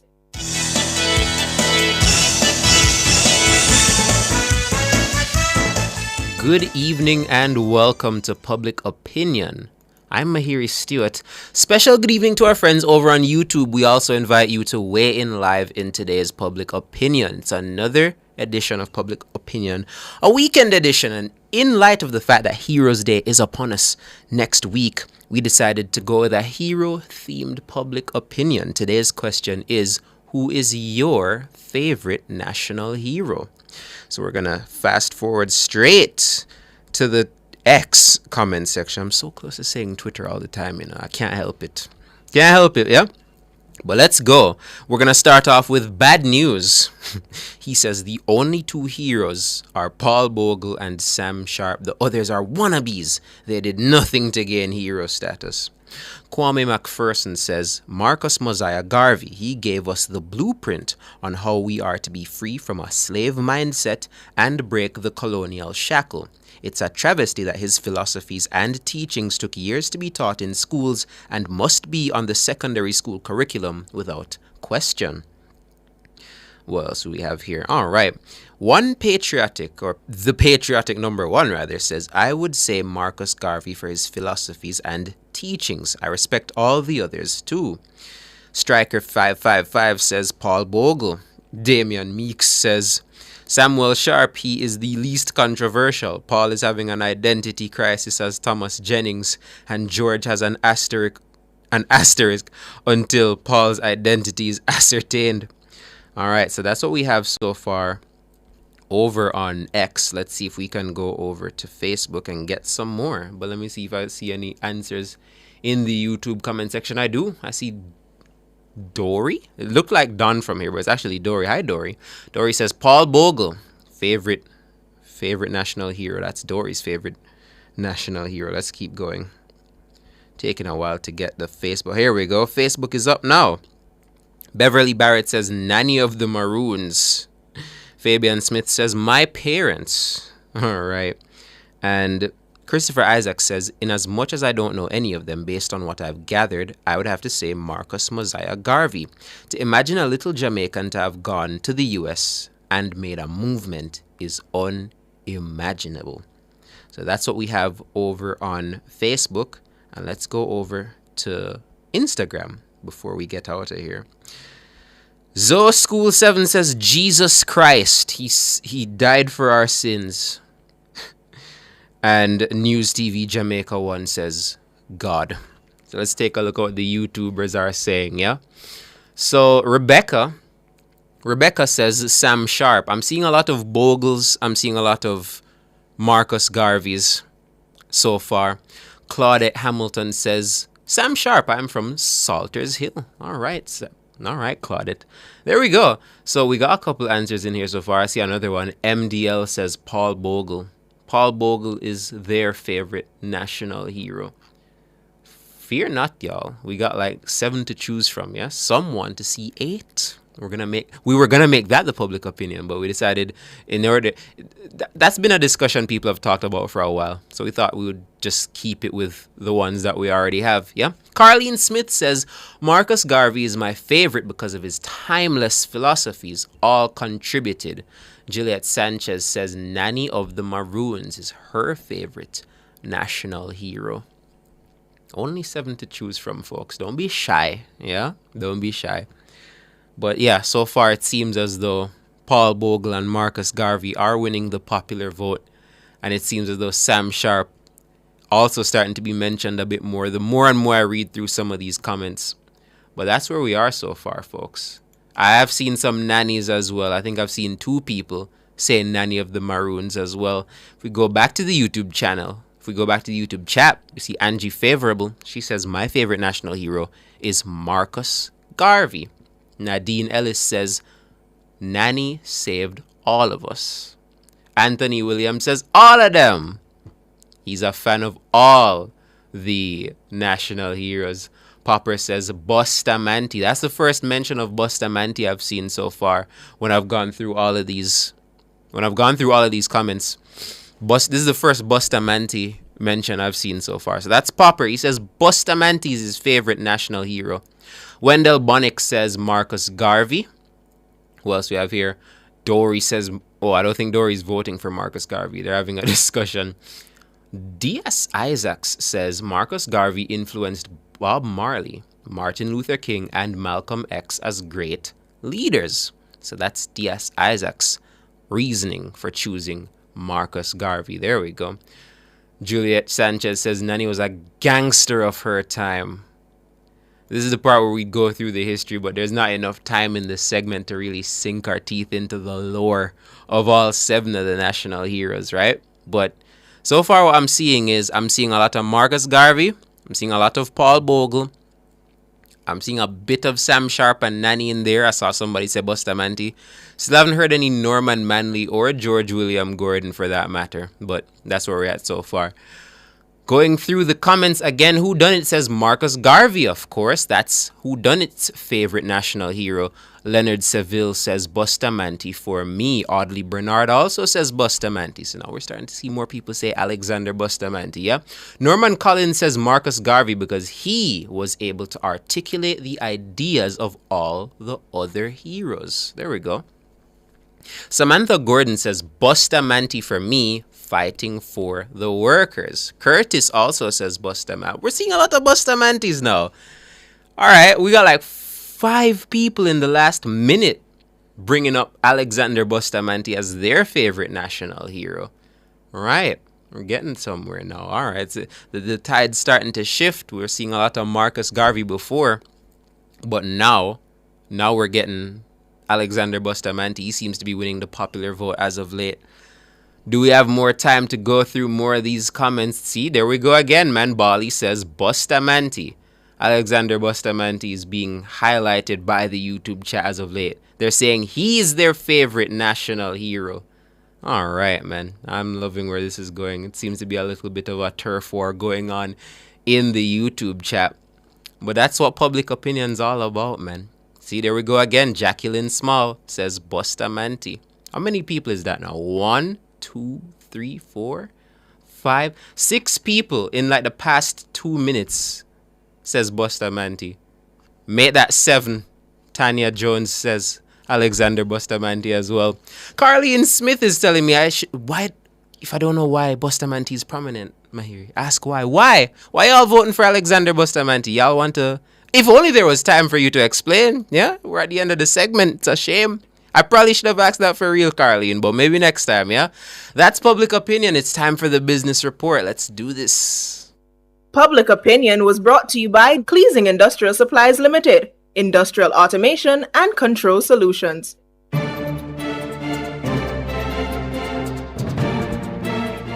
Hello, good evening, and welcome to Nationwide's Business Report. I'm Mahiri Stewart. As artificial intelligence, AI, continues to revolutionize industries, it has also become a tool for cyber criminals. In response to these rising threats, Chief Security Strategist and VP of Global Threat Intelligence at FortiGuard Labs, Derek Mankey, is advising businesses to take decisive action to strengthen their cybersecurity posture. In a statement on Friday, Mr. Mankey says threat actors are leveraging AI to enhance the sophistication of their attacks, from automating data theft to crafting more convincing phishing attempts. He adds that AI is a double-edged sword. While it brings immense benefits, it also enables cyber criminals to scale their attacks faster and more effectively than ever before. To protect against these threats, it's crucial for organizations to build a culture of cybersecurity that extends beyond the IT department. 3 of the world's biggest cigarette companies are nearing a deal that would end a decades-long fight in Canada to hold the firms to account for hiding the health risks of tobacco. Philip Morris, British American Tobacco, and Japan Tobacco would pay $23.6 billion to smokers and health departments in Canada under the terms of a settlement put forward by a court mediator. The proposal comes nearly 10 years after a Quebec court in 2015 ruled that the companies were long aware of the links between cigarettes and cancer, but failed to warn their customers. The landmark decision led the companies to place their Canadian operations in bankruptcy, kicking off years of negotiation. And finally, in the currency markets, at the close of trading today, it cost 158 Jamaican dollars and 93 cents to buy $1. It cost 206 Jamaican dollars and 85 cents to buy £1 British pound, and 114 Jamaican dollars and 93 cents to buy the Canadian dollar. That's the business report. I'm Mahiri Stewart. Good evening.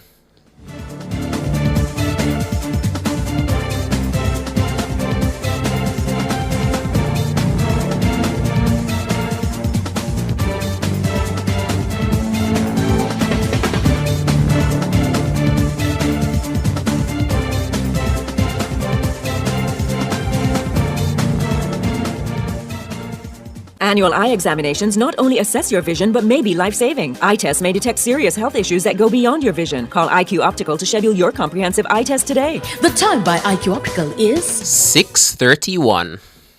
The 5% Club is now taking new members. Sounds exclusive? We don't want it to be. You see, it's made up of less than 5% of women who get screened for breast cancer in our country each year. At Sagicor, we've made it our mission to help to change the statistics. In fact, with 5,000 more women getting screened, we can officially become the 6% Club. And we won't stop there. So please get checked. Early detection saves lives. Go to bit.ly/5% Club JA. Looking to add a touch of elegance to your room? The Lighting World by Fosrich is having a massive lighting blowout sale. Get your wall lamps, chandeliers, ceiling lamps, fans, and more at amazingly low prices. Sale begins Sunday, September 29, with up to 50% off selected items.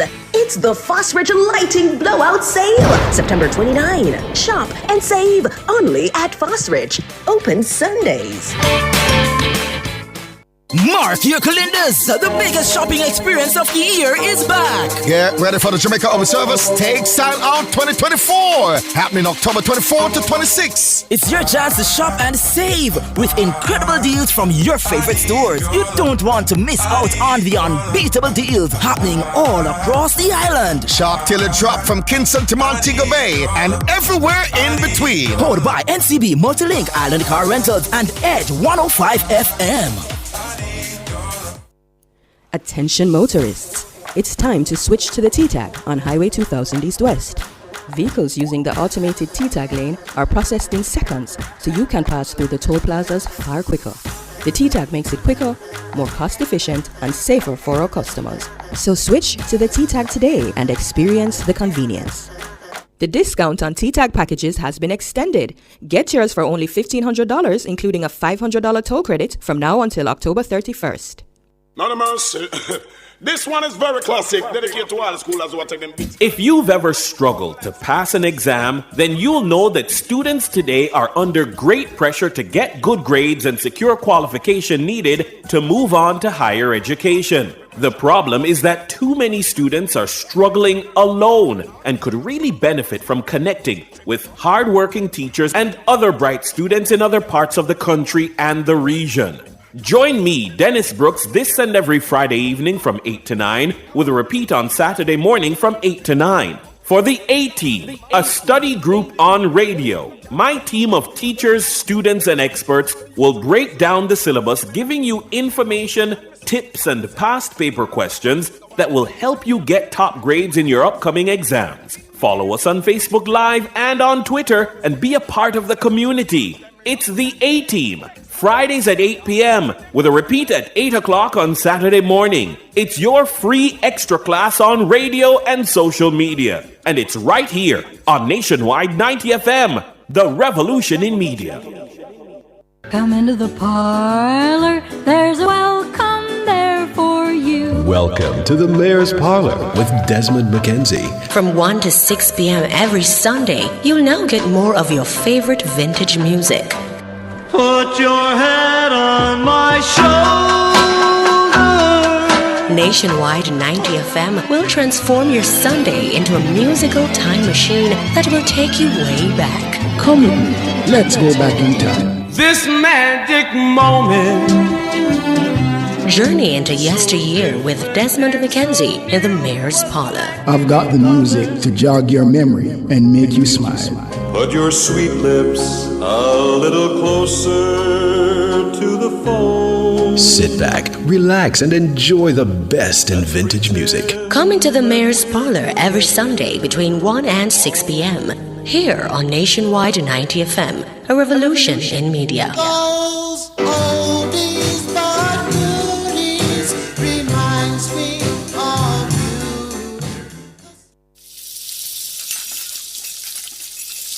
Something big is brewing, and the excitement is marinating. A thrilling event will unfold that will have everyone cheering this Christmas. Talents will gather with their knives and prepare themselves for battle. When the dust settles, only one will be left standing to tell the tale. What's at stake? Who will rise and who will falter? You have no idea what's coming next. All your questions will be answered only if you keep your ears tuned to Nationwide 90 FM. This is going to be epic.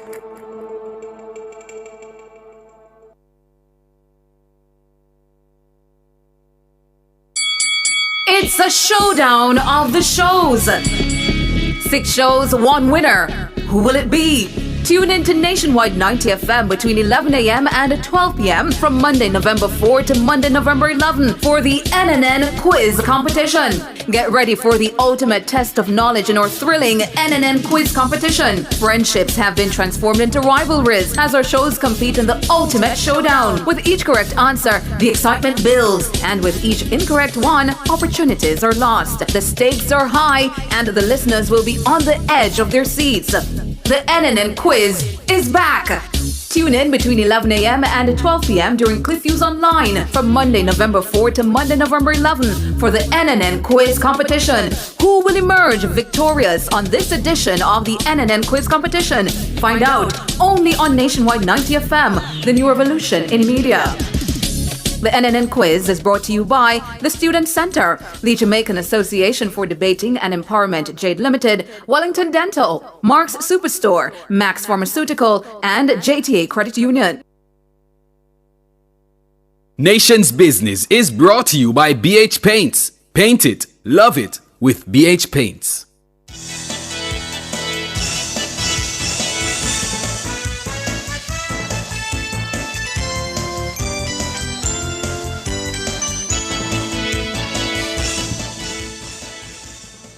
Good evening, good evening. Thank you so much for staying with us here on Nationwide at 5. It's time for the Nation's Business. I'm Ricardo Brooks. And I'm Siobhan Campbell. And we're turning our attention to crocodiles in 2 East Greater Portmore. Yeah, residents of the area, they're urgently calling on their political representatives to construct a retaining wall to protect their homes from crocodiles that have been encroaching on their community. They say the issue is a recurring one. Now, videos obtained by our news team show a crocodile swimming in the trench near the houses. In one instance, the animal appears to be eating something. A concerned resident expressed his fear that authorities would only act after a tragedy occurs. The residents are appealing to their political representatives to step in and address the issue before the situation escalates further. When contacted, Member of Parliament for South St. Catherine, Jackson, says he notes the concern of the residents. As we are aware, crocodiles are a protected species. Accordingly, any action that can affect them has to be guided by NEPA. As such, I stand ready to consider pursuing any practical and effective intervention that can mitigate the fear and threat that the residents face. Jackson there, the Member of Parliament for South St. Catherine. The island is currently experiencing increased rainfall associated with a tropical wave, and the National Environment and Planning Agency, NEPA, they've constantly urged the public to exercise extreme caution in areas close to swamps, rivers, gullies, and other habitats, as crocodiles are likely to be displaced following heavy rains. Protocol suggests that upon seeing the animals, residents should contact NEPA. According to the Wildlife Protection Act, it is an offense to possess, hunt, kill, capture, or willfully molest a crocodile. Individuals found guilty of the offense may be charged a maximum fine of $100,000 or face 1 year imprisonment. Well, two residents who are familiar with the situation now join us. They are both from 2 East Greater Portmore. We have Nick and Crystal. Good evening. Oh, unfortunately we only have Crystal at the moment. Good evening, Crystal. Hello? Hello? Crystal, can you hear us? I'm hearing you. Good evening, Crystal. So, can you explain to us exactly what is the situation now over at 2 East in terms of the crocodiles? The where I live is like a crocodile nest is there. So when it rains, they come even at the gate. And there's a sewage problem there to need to be taken care of. So when them come at the gate, the kids can't even come outside. And so they need to deal with that problem. Have you reported it to NEPA and the proper authorities? Have they at least attempted to displace the animals? I beg your pardon? Have you spoken to NEPA and the proper authorities? Have they at least attempted to displace the reptiles? It's not the first. I will make an alarm. And even so be the case, it come in the paper already right there with the crocodile, you know. That incident come in the paper already. Mm-hmm. So they need to do something about it because we are back to the field there near to where there's like a swamp is there. So the side that I live, we're back to the field. Mm-hmm. And when they do come up, you can't come out of your house. How often do you see the animals? Well, I'm not really like writing down or often, but it happens a lot, especially when it rains. Mm-hmm. And there's a sewage problem there too, needs to be taken care of for 12 years since I'm there. So I know what I'm saying. And it's just not me alone, everybody that lives around that section around to the back there. So that's not safe. Because I have a friend that lives in Russia. And by one, the crocodile them come right up and eat all our dog them. So when them do come up, you can't come out of your house. You have to stay inside, and I have kids. So you're saying there's been instances where the crocodiles have eaten dogs? That happened in Elsha. Yeah. Yes, I have a friend that live up Johnson Hill. And one by one, our dog, them are missing. The incident they come on the news. And when she came out the morning, she couldn't come out for it neither. Because in Black our gate. Me see them with my own eye on Elsha Road. I drop off my co-worker from her. The one big one up on Elsha Road, in the Black road you can't pass. So it's not like me not see them more than one, but where I live is like a swamp or like a nest that is for them. So, and if you arm them, you're in a problem. So them need to do something about it. And what do you want them to do about it? It's either them fence it off or something like that, where it's safe. It is just like how them a build the house in Elsha Road and them a build go up to the sign with a crocodile. Them have a fence right there. They have a sign for Elsha Road where say the crocodile pass where them a build some new houses. Them have a fence right there so them can fence it off and do it properly. Because you have a lot of children around there. And you have the school there, so and the field, the children them use as the field as them sport events. When them have any physical anything, at the field them use. Yeah. So that can save. And you've been a resident there for 12 years now, and this has been an ongoing problem for that exact period of time. Ongoing situation. Because you have Greater Portmore Basic, you have the Greater Portmore Primary. The basic children, I don't know if they go over there, but the primary, that's the field they use for doing their sports activities, or the PE, when they're doing it. Because my son used to go to that primary school before him go over to the high school. And that's the field they use. It even one bush right now, it's one chop. And I imagine you've spoken to the Member of Parliament about this? Well, my dear sir, as I said, this is an ongoing situation. Oh, so you're saying they know? And this needs to be taken care of. Yeah. And they need to take care of the sewage problem too. And know that the have a lot of rain in the place, one bush and one fog. Have you seen any instance of any resident attempting to catch the crocodiles? Well, not recently, but the last time when it came on the news, them they catch one and they call the NEPA people with them time.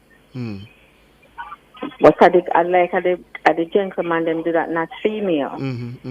And I don't live with a male, I just live with my boys, so it's not safe. Crystal, explain the living arrangements you're forming at that area. Is it a scheme, an apartment complex? Is it just single dwellings? No, man, it's a scheme. 2 East, Greater Portmore is a scheme. So isn't there like a association or a strata that can come together and essentially have the area fenced off? Yeah, but it's not we to do that. And are we for do that, you know? It's not us to do that. But I can appreciate. We don't have money for to do the fencing. It's not us, the citizens, to do that. We in charge to do that part. It's not us. No, well, when the strata started, I was wondering if at the very least that the residents, not the residents, but the people who constructed the scheme would at least be called on to address some of these concerns. Who constructed Greater Portmore, I don't have a clue. I remember saying, over there is a crocodile habitat, so them go over there a construct scheme and go in their spaces. So them supposed to do the relevant things to protect the residents from them. Because if you arm them, you're in a problem.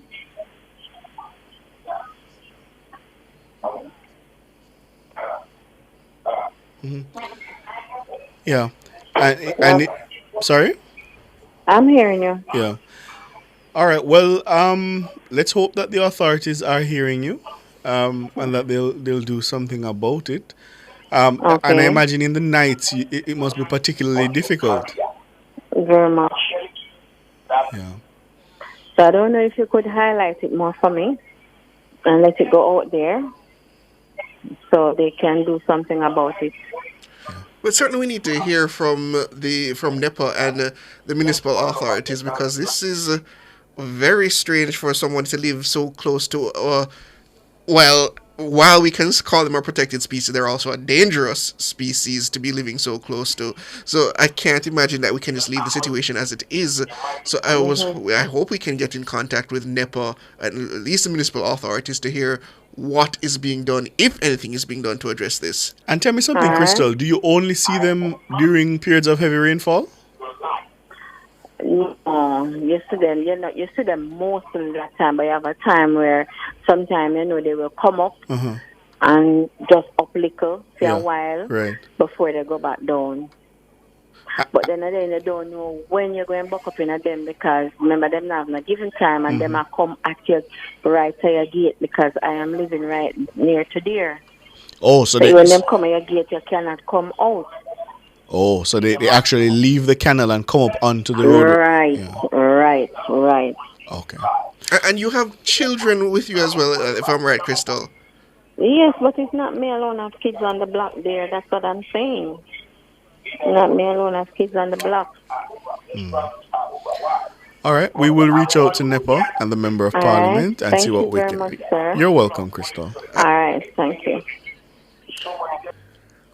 All right. I understand we have Peter Espute on the line. He's an environmentalist, and we're going to talk to him about he can give us some insights into the situation regarding the protected nature of the crocodiles and how best they can be dealt with. But that's after the break.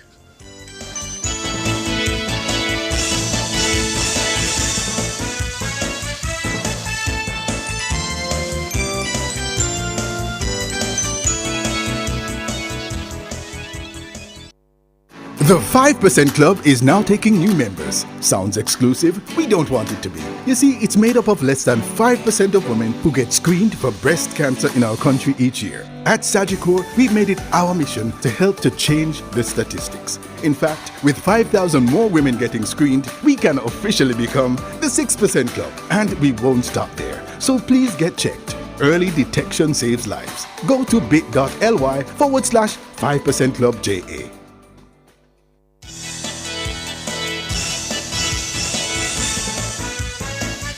Thank you so much for staying with us here on Nationwide at 5. It's the nation's business, and we're assessing this issue of crocs. Yes, crocodiles. Well, I don't know if I should say causing a nuisance, but certainly being a concern to residents in 2 East Greater Portmore, of course. A lot of that area, swampy area. And so I was just saying to Siobhan, is the natural habitat of a crocodile, yeah? But the residents are concerned that there is no kind of perimeter fencing separating them from the reptiles. We have with us now Deacon Peter Espute. He's an environmentalist. Deacon Espute, good evening. Hi, good evening. How are you? Doing well. How are you? So good. The cat's been listening to some jazz. So I hope it doesn't bother you in the background. Oh, that's fine. But obviously the residents are afraid.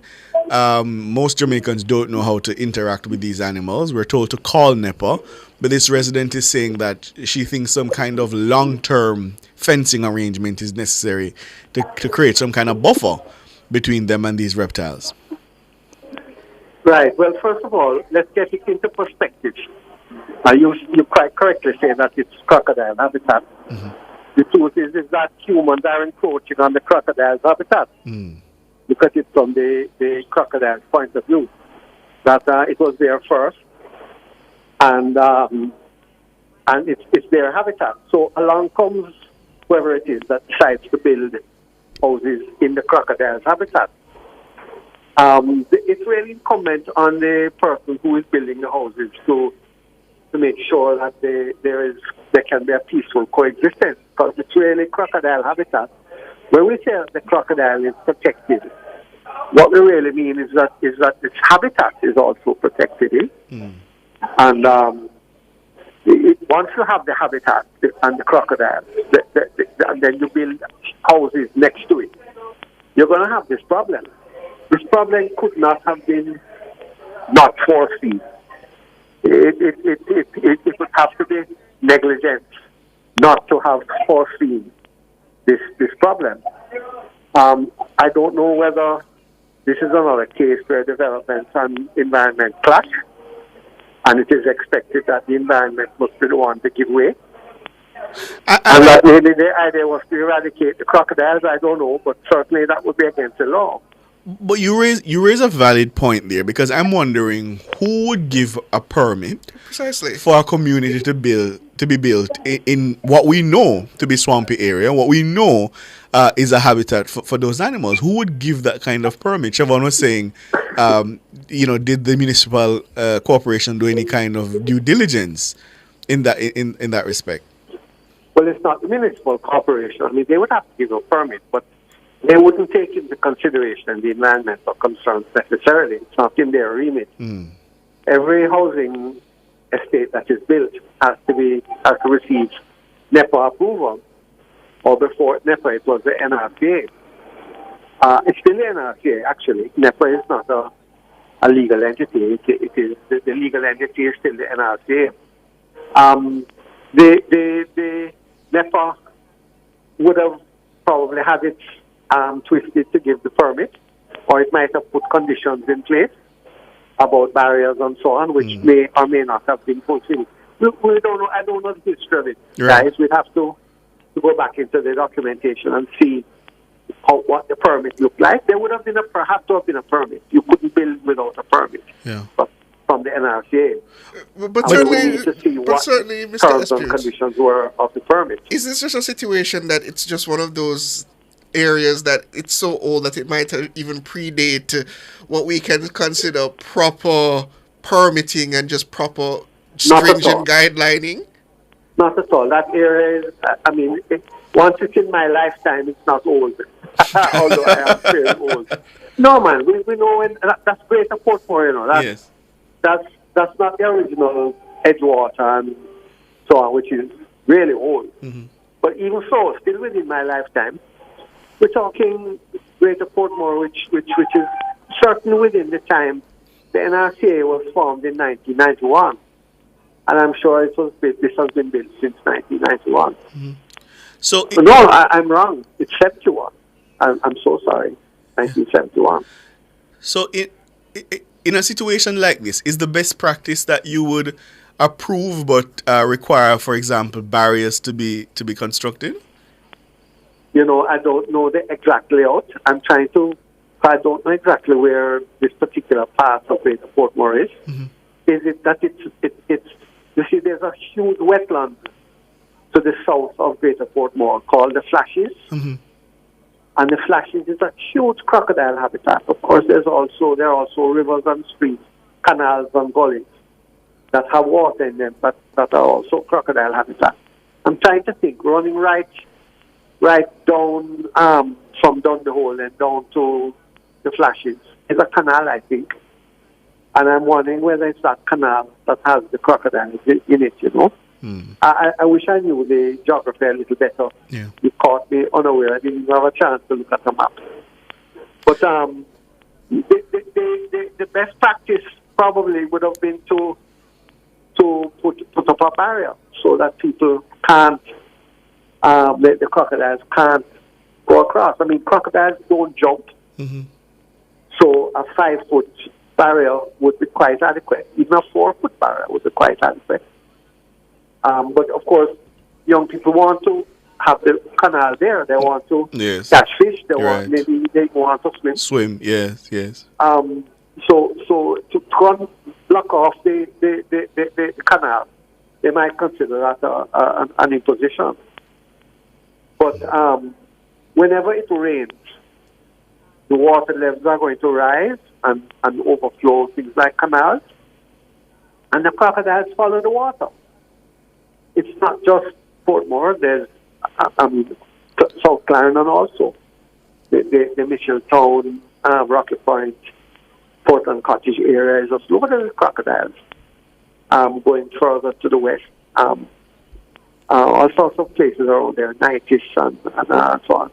And people have the organization I used to head, the Caribbean Coastal Area Management Foundation. We are trained. We have staff. Still have staff. I'm not there anymore, but we have staff that are trained in crocodile rescue act, we call it. And where people call and say there's a crocodile nearby, you would go and catch a crocodile and release it somewhere far away, like in Canoe Valley in Manchester or something like that, where there are no people nearby. I guess that is still an option of catching the crocodiles and releasing them in good habitat elsewhere. But really, this is a definite example, textbook example maybe, of the clash between environment and development. So certainly the developer of that area is the one to address this issue, if not the residents. Originally, when it was being built, but as you say, it was built a long time ago. The development has probably washed its hands of that scheme now, and it now falls within the remit of the NRC to deal with.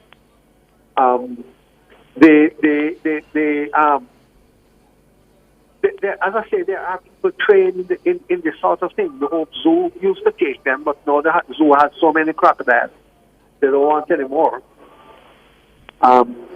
Lawrence Henriquez, the famous crocodile man, also used to come and take them away. And now Brandon Hay, our crocodile man, would do the same. I have accompanied him many times. And you hold on the crocodile and you tie the hand behind the back, and then you put it in the back and pick up and you drive it to the next place. And you untie it and let it go. I mean, we do that all the time. Crocodiles are not that, they may be very blunt. They're not, they have very bad public relations. But you very rarely hear of crocodiles troubling people. It's just that people are afraid of them. Yes. They're afraid of little lizards and afraid of big crocodiles, you know. There can be a way for humans and crocodiles to coexist, but maybe the humans, being afraid, need some sort of barrier over which the crocodiles cannot climb. Yeah. And that, in the end, may be the easy solution. The harder solution is to move the crocodiles to a different habitat. But you know, the Hellshire Hills being next to housing like this, there are other wildlife problems that maybe they're not complaining about. The iguanas that are in the Hellshire Hills. People's house cats and dogs go astray into the hills, you know, and kill the iguanas. This is another case of human and animal habitats, wildlife habitats, threatening each other. And we just have to find a way as a modern society to coexist next to wilderness areas like the Hellshire Hills, like the Flashes, like the Great Salt Pond, which is the big wetland below the Flashes, which we drive past on the way to Hellshire on the left. The Flashes is on the right. These wetlands are habitats to so many important animals and plants, and we really have to find a way, and birds, of course, we have to find a way to coexist humanity with wildlife. Yeah. Peter Esbute, thank you so much for your time as always. We appreciate it. Welcome. Have a nice weekend, guys. You too. All right. And to your listeners. All right. So, well, as we promised, we're going to bring it to the attention of NEPA and the political representatives to see if at least the barrier, as Peter is saying, you know, that might be the obvious solution right now. Well, we can say Wicked is still treating it as a major success and a feather in their cap, so maybe they still have an interest in remediating the situation, I wonder. Yeah. A minute after 7, come talk with us now, 630-937-124, 618-8255.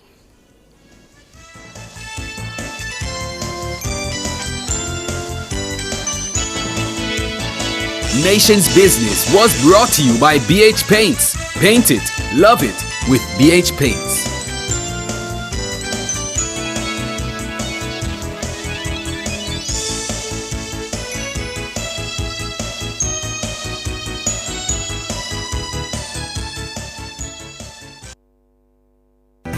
Choose your life insurance coverage, apply, and pay online. Live the e-life with Sagicor Life. The time by Sagicor Life is 7:01. Looking to add a touch of elegance to your room? The Lighting World by Fosrich is having a massive lighting blowout sale. Get your wall lamps, chandeliers, ceiling lamps, fans, and more at amazingly low prices. Sale begins Sunday, September 29, with up to 50% off selected items.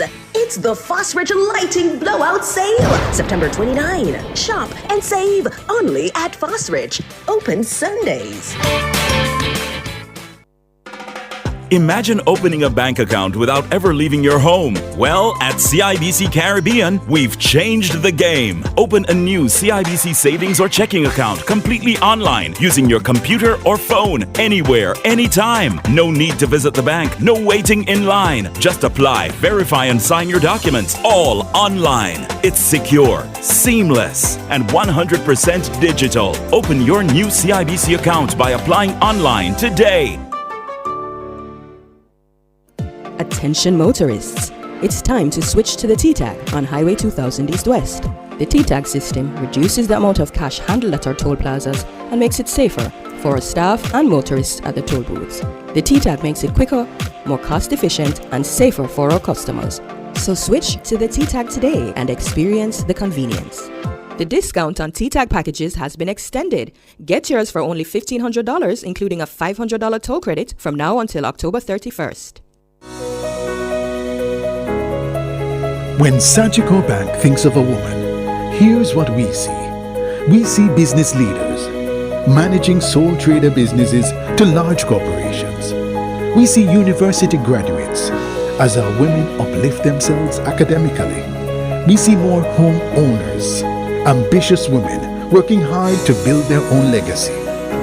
We see leadership at home, with women proudly providing for and taking care of their families.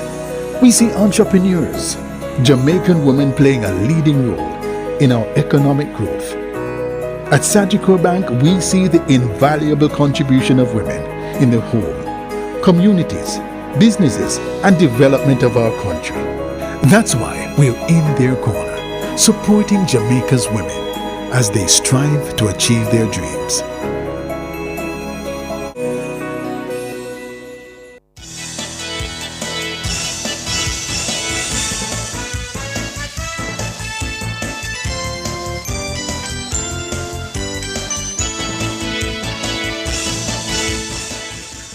Roy, good evening. Good evening, Doctor, and Shaban. Evening, sir. Yeah, man. Shaban. Hello. You notice within me a Maniville, and we have not one human right no come out and send up to Shaban, and it was a GLP. It was a GLP. Look at me, Shaban, and two youngsters. And not nobody, no human right, no when we name called on one from Jamaican for justice. None of them, not a single word, youth man. Oh, that look. Tell me, you are a professional. Did we eventually get the mayor to explain what he was getting at when he made that comment? He released a statement. He did release a statement, but it was a defiant statement. He said it was a what about? Much ado, right? Eh? No, know what to tell you, right? But right. Why not always want human rights groups talk about what would a human rights group say about that? What's the issue? I think you mean civil society. Broadly, okay. The watchdogs. Okay. The watchdogs. Not necessarily human rights. So you want to hear from the integrity, for example, National Integrity Action? Yeah, them stuff or something. We don't hear from them. Yeah. Fair. And if the GLP held it up, and I must say, you see my MP Warmington. I need 2 year warm about more, you know. Yeah, man. And you now give me a reason why a reporter and something to do. You see, Art Academy in Portmore, Doctor and Shaban. Yes, what about the Heart Academy? I want to send some reporter out there from about 3 o'clock going down and see a amount of young people with my Prime Minister take out of the ghetto. I want to send from 3. Robert Miller was bigging up. I think he said the enrollment was up quite a bit. Robert Miller, during his State of the Constituency presentation, said enrollment was up quite a bit. Him go and get him little plumbing license. A little plumbing certificate. Mr. Shaban, if you see a amount of young I'm happy to hear that, because pull out their daytime. I'm happy to hear that. I'm happy to hear that. I want to see more people taking up those kind of programs and keeping out of the less savory parts of life, so to speak. You imagine, Chaban and you are get paid to learn a skill. Which part that them happen in a history? You tell me. Not in I Jamaica. want to do the research. Not in Jamaica. All of the youth, them you see, them are get them pay, to learn. Remember, pay our prime minister, pay them, well, not the prime minister, the government of Jamaica, pay them to learn a skill. You see, at the time out there, I pass out them, come and work at the evening time. And when you look out there, the bus and just turn there, because they can't go no further. The bus full of young youth and young girls in them uniform with them mark art academy and learn skill. Our government, the great Dr. Andrew Wellness. The third terms, we're not the champion the third terms, We have champion. You're sure about that? Performance. You're sure about that? Perform. You're sure you want to say that you don't have a campaign for the third term? We don't have a champion the world, did it? We can't champion for the world, Shabba. Complacency is a dangerous thing. Remember, I want nationwide send a report on. If I never one day a week. I might do a 2 interview and see if a young youth, them a young girl, them out there in a uniform. I come from our Prime Minister. Our Prime Minister, the Dr. Andrew Wellness. Alright, thank you, Roy, for the call. Bless up, man. Me die Alice Nathan. Nationwide, I'm a station, man. Alright. I'm in a left for no inch. All right, Roy. Appreciate the support. With the earphone, I'm here. All right. William? Good afternoon, Siobhan and Ricardo. How are you, my friend? Good evening, sir. How are you doing? Giving thanks, I'm here still. Good. Yeah, man, the lady was speaking about the crocodile by twists there. Mm-hmm. It's not really twist alone, it's really serious, Between 3 East and 3 West. Up to yesterday, some people out there doing vacation was trying to catch one. But anytime the rain, they come right up between 3, especially to over 3 West side. Yes. Because they can crawl, just go right over another yard. Oh, Lord. If you come over 3 East side now, they must go across the road. But animal, they will crawl. But it's a regular place where these people catch them all the while and call NEPA. That part of gully want concrete. It need to concrete down by the T-junction, but then just concrete apartheid. But they need to concrete come right up to between, at least right up to the clinic, because they can't crawl from that gully, Ricardo, and come right up at the clinic. They can't go right up to the clinic. So you agree with Crystal that it's not safe? 100%. Yeah. It needs some. Not embarrass, it need to concrete, put in a good, but 8-foot concrete gully where when them down in the night, they can't come out. Right. And I don't know why them build a scheme like this without any retainment wall for these animals. Yeah. As Mr. Estude said, the crocodile was there before us. Right? Yes. So the developer who build the scheme should put some form of protection that these animals not able to come out. Lack of foresight at the time, I'm sure. Just lack of foresight at the time, I'm sure. Just never business. I know you're Siobhan. I said just a lack of foresight at the time, I'm sure. Well, I don't know what really happened, but it never really built good. And these crocodiles, as Mr. Espo said, they're not really harmful, but I'm not really in another part with him. No, I don't think he said it wasn't harmful. Right? Because he was saying like they don't just go after humans just like that. We're not natural prey to them. So yeah, I didn't think he was saying it wasn't harmful. He was saying that they don't just attack humans like that.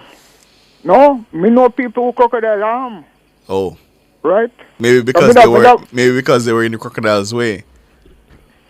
Well, I don't know. You see, when you're the on a river, I remember a lady in St. Elizabeth, there in Black River, they was fishing and then just jump up and draw down and drown her and kill her. Oh. Right? I mean, no people in St. Thomas also to crocodile harm.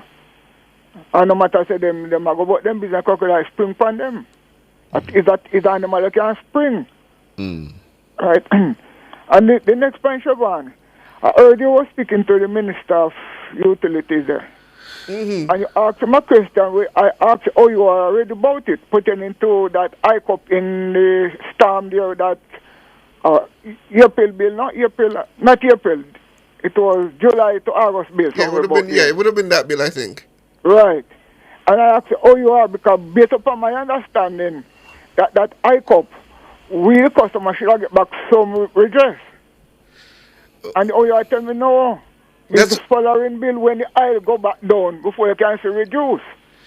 But I don't know. That wasn't my understanding. I was led to believe that they were going to reverse the fuel charge or revert the fuel charge from the last bill to what it originally was, and essentially credit your bill upcoming with what would have been the difference. Also. That was my understanding.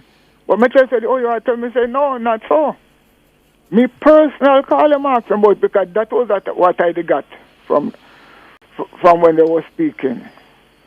So I don't know what the minister gave me out of it, because he might become more power more than me, so I don't know. But as I tell you, I sure I ask you about it.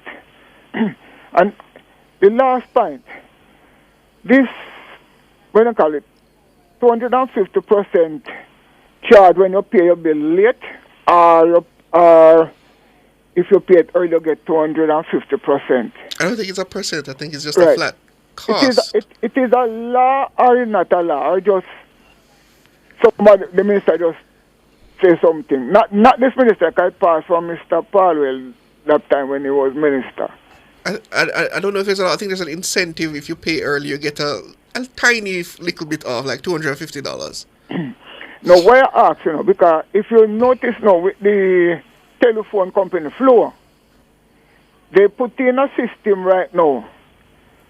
If your bill due on the 30th of the month to pay, that was the final. If you pay after that, behind that, then you're going to face that 250. But what they do now, they say you have to pay 10 days after them generate your bill, and sometimes not even get the bill. And if you don't pay if you don't pay between that 10 days, you are not going to get that 250. So I want to find if Flow is breaking the law or do what they want to do, whatever. I don't think there's any written law about it. I think it's just an incentive program to get people to pay early. Because it looks better. I think it's just an incentive program to get people to pay early because it looks better on their balance sheet when people pay up on time. No, but I understand. But my point, if it is a law that if you get a time for pay, like I'll say the 30th, and you do not pay before that, I understand. But why they remove that payment date, what the minister said, and put it how them feel to put it? If you pay before the 30th, you would get that 250. But if you pay after, them would get that. That is not what Flow doing. They drop it a road and drop short corner. I can't speak to how Flow manages thing. I don't have any service with them. That's what I want to know. If this law now they cover Flow, Water Commission and JP, me not cover JP. As I said, it's not a law, It's just them. Each one have them incentive program. I don't think it's a law. But if it's not a law, why we forced to pay it then? Why we people are forced, customers are forced to pay these things? We need to hear more upon these things from the other state them. I think it's just a law. I think just like any other business, there are late penalties attached to non-payment, and there's an incentive to pay early. I think it's really just them trying to disincentivize you not paying your bill on time and incentivizing you to pay it on time. I don't think it's something written in stone where they must do it or they must not do it. Yeah, me tell you, I understand what Mr. the Minister, they said that time, exact time when if you pay late or you pay early or the payment should go. I can't speak to that. I can't see a minister being able to set that specifically. Because it would be based on the billing cycle. And I think every billing cycle is just normally 30 days. But me think me need to hear more upon it because things not right to me. Me have a concern about it. All right, William. Okay. Thanks for the call. All right. Mm-hmm. Before we go to the next call, somebody messaged me on Instagram, Siobhan, to ask. I suppose they're referring to the public opinion question. They wanted to know who would be our favorite national hero and why. So, who's your favorite national hero? Ricardo Goldburn is asking. Who would be my favorite national hero? Ah, boy. This one has always come down to as a very difficult one for me, but it would probably be Paul Bogle. Yeah, mine too. Why Paul Bogle for you? Because of what he went through and that kind of struggle, and what he was ultimately had to face because of that struggle. I am just fascinated that he walked so far and walked so far twice. Yes, just consider walking from Morambe, Stony Gut, to Spanish Town. The governor decides he's not gonna see you. You walk back, and then somebody say, "Come to Paul, we could go back again," and then they walk back again. That's extraordinary. So yeah, Ricardo, it would be. But I think was it somebody in the newsroom who rightfully pointed out, although he never did the walking, but he suffered the same fate as Paul Bogle. Oh, George. Yeah. Yeah, they said that George was an agitator. That he was agitating in the assembly for, essentially the same kind. So Eyre didn't like that, so he used it as an opportunity. That's my recollection anyway, to bring him to Morant Bay when there was martial law and to execute him, which was an outrage so many people. That's what I'm wondering though. Should we essentially put them on the same level as a result of them facing? Yeah, me like give George a forward too. Yeah, Paul and George, absolutely. Yeah, but I notice nobody seems to want to choose Nanny. I guess we still don't settle on whether Nanny was an actual individual or just a conglomeration of people. Yeah. Well, Nanny could be a third. No, she'd be fourth, because I think Sam Sharp would be my third. And I raised the controversial point though that Marcus Garvey is not famous. Is not a national hero for what he did here, but what he did more generally across in the United States and for the wider Pan-Africanism. And I wonder, is that enough to say qualify as a national hero? I'm not following you down that road. Who do we have next? Ezekiah, good evening. Ricardo. Good evening. Evening, Trevor. No, sir, call this man. You could have turned Omar Davis in our national hero for Chinese. So you use the name Ezekiel to sneak through today, Carl? No, I think I might have lost Ezekiel. Oh, yep. Oh, hello? Yes, what are you saying, though, Carl? You could have turned Omar Davis into a hero in the economic 990s. I've told you my idea about what a national hero is. Someone who's anyhow. Serious thing. What happened to human rights from last week Thursday? Jesus of mercy, Carl. What human rights do you know? Because from the mere. Look, hold on, pause. Let's make a distinction because this bundling of civil society. Civil society so groups. Human rights. Hold on. Human rights groups. Let's talk about Jamaicans for Justice. Is probably the most prominent one that comes to mind. You have citizens Daniel Archer. That's not a human rights group. You have citizens against state families. I think it's called against state terrorism. You have quite a few. The one led by Galata. You have the one led by Millennia Lane, Freedom Imaginaries. Those are human rights groups. NIA is a civil society group. That's NIA. So you're talking about the NIA. Okay, great. What about the NIA? Even Daniel Archer did that on television with Dion Jackson Miller. Mm-hmm. I say, He's my prime minister. So he leader of the opposition and a fair leader of the opposition. What did the leader of the opposition do?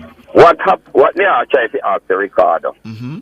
From last week, Thursday. Yes. All of what is happening in Jamaica concerning Panton and name all of them. If I did anything else, them would have out of the block. You know, it's perfectly possible that they just don't agree with you. They just thought Panton's behavior was perfectly acceptable. That's probably it, right? Let's still say something. What do you want to say? Say something. I say them never seen nothing wrong with Mr. Panton's behavior for the taxpayer. But why? Why would they need to do that?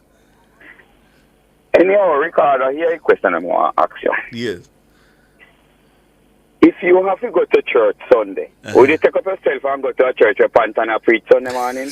After behavior in a parliament Tuesday or Wednesday? So I'm a Roman Catholic, so I wouldn't attend You a wouldn't be at a Protestant. Methodist church. Yes, I wouldn't be at a Protestant church. Good I'm out. No, it's not an oath. It's not an oath. I've never attended a Protestant church. Like, just unless it's somebody I know who has died and I go to a funeral. I don't go to Protestant churches. I'm a Roman Catholic, so no, I would not go. Roman Catholic. I wouldn't. understand. Yes, I I wouldn't. mean, you go. say you are very close to the Baptist. No, I am not close to any Protestant church. I'm a Roman Catholic. The next best thing would probably be the Anglican church. If after you look, if anybody who can think for themselves Mm-hmm. and see pantan behavior inside the parliament Wednesday, Mm-hmm. must be have to be thinking and wondering, what are them sitting inside a chair or bench to listen to who? Mm. That is a very consideration any member who go to that church now must be have to be considering about.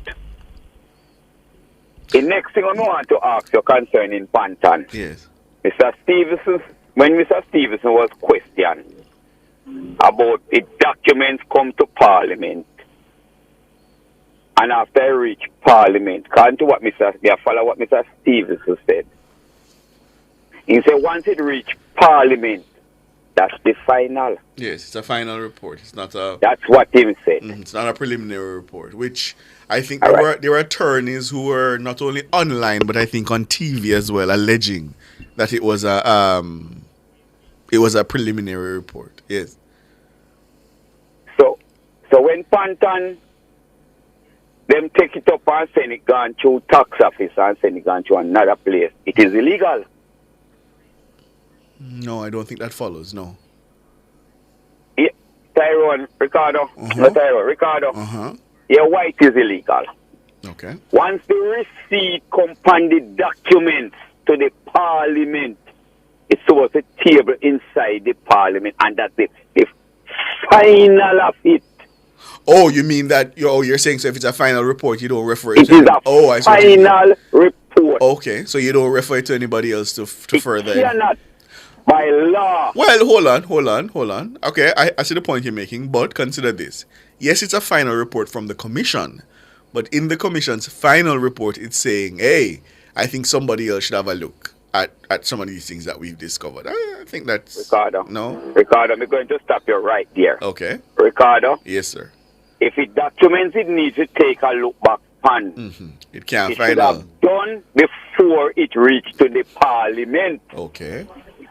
Once All it right. reached to the Parliament, It's is final. finished. Okay, I see the logic of what you're saying, but I mean, okay, I see the logic. Okay. And a lot of people might be listening. So you're saying a final report should have final conclusions. Right. Okay. A lot of Yeah. people might be Or listening finality. to me All right, fine. That And is I say- fair. And I say, Colonel, tell me this. I have talked to more than, I have talked to even a big PMP lawyer. Uh-huh. And he tell me, say, stupidness. No, well, no. So, and I think that's what led, because I saw several attorneys online saying that it was a preliminary report, because I think they also assumed that because it had been referred elsewhere, that it was not yet final. So I see your logic, and I can't argue with that. It just naturally follows in people's Ricardo, mind that it is lacks right. finality. Yeah, if you have some final, then that should be the end of it. that Yes, means sir. to say if it wasn't final, Ricardo, it doesn't supposed to reach the Parliament with the receipt. Well, Once the IC finish, Ricardo, and send it off to the Parliament, Yes. and the clerk and Tom Tavares fencing them and all who signed for all the way it reach. It is the final, Ricardo. No, I hear the point. I see the point you're making, and I see the logic of what you're saying. I get the thinking. I understand. And Pantan is stepping out of his boundary with this thing. With what thing? We are all waiting on the 7th of November. Will soon come, just a few days. 7th of Pantan is stepping out of his boundary. What's happening on and the 7th? the next thing, Hold on. What's happening on the 7th of November? That's a Thursday. Oh, okay. Yes. 7th of November. Yes, you're right. I heard Pantan also said inside the Parliament that him answer. I quote already judge. And I continue from it that day until even up to just few hours ago. And been thinking carefully about this thing. Yes. But you know, Carl, that is what the law says, right? So he wasn't making that up. No, but hold on. When Pantan is not a judge anymore in Jamaica. Right. No, but he was saying that under the law, the Integrity Commission only answers to the court by way of judicial review.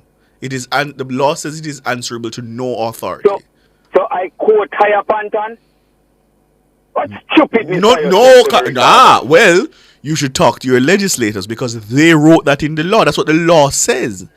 It says, I can't remember the exact section right now, but it says that in the exercise of their functions and their responsibilities, they're only answerable to the courts by way of judicial review. That's what your Ricardo, lawmakers passed into law. So Ricardo, are you saying to me then, from where you stand now, that them shouldn't send it, that means to say the document, if what Pantan is saying is correct, then Pantan would be wrong. He shouldn't send it to the parliament. He should send it to the court then? No. Understand what I'm saying. It is a commission of the parliament. So it is required by law to send reports to the parliament. To the parliament. Yes. However, what he was answering, he was saying that there were MPs that were saying they should be directed to do X and to do Y. That's correct, right, Siobhan? That was the thing he was answering. And then he said, you can't direct us to do anything because under the law, we're only answerable to the courts by judicial review. And I think he also added that to God Almighty. Exactly. And to God Almighty. And may I give other person to talk? I want to ask you one thing again. Pantan also said that him doesn't he only come to the court because of Ed Bartlett. To the parliament. And he have little respect for the parliament. Yes. Well, he didn't say little. He didn't say little, but yes. Out of respect. Yes. You said it's a courtesy. And I'm going to move away from that. The Gleaner, Pantan said once he report, leave him office. Everybody know about it. I'm going to remind Pantan that the Gleaner carry a story from the IC before documents leave him office. Julian Robbins will tell we also that by time this documents reach the parliament, election will have to call.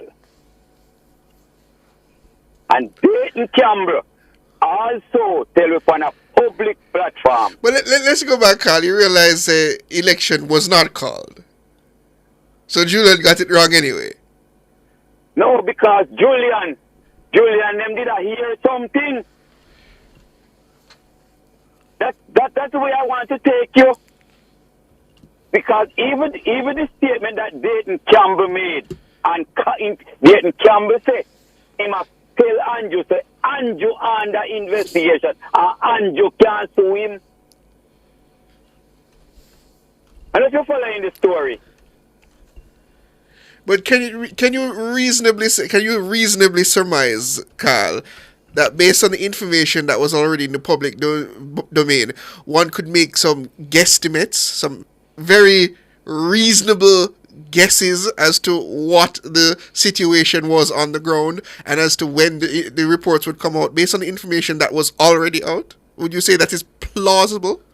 Not that you have to agree that is the truth, enough. That would you say that is plausible? Devon, if you don't catch me hand in a kitty jar, you must be careful how you call me name. Alright. I left that with you over the weekend. If you don't catch my hand inside the kitty jar, careful how you call me name.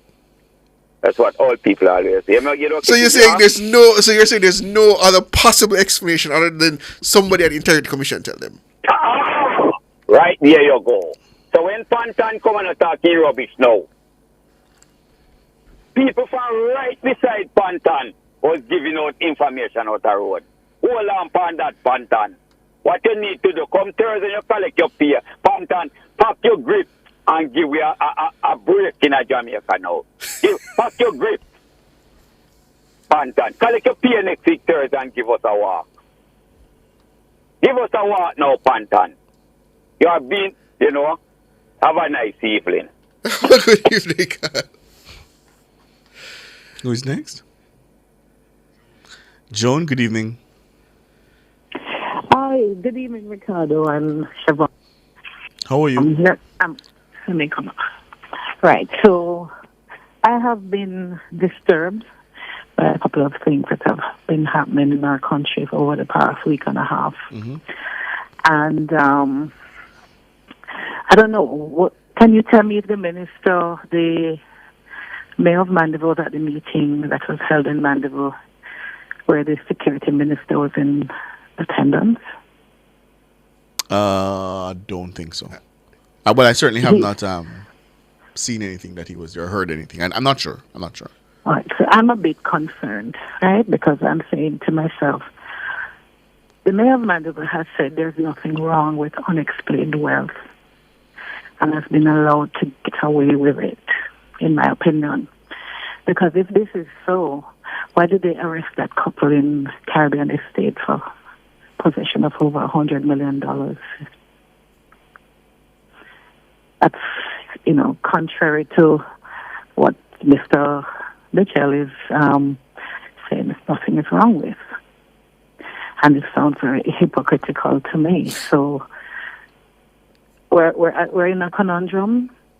Yes, we have an elected official sitting in the halls of the municipality stating that there's nothing wrong with unexplained wealth.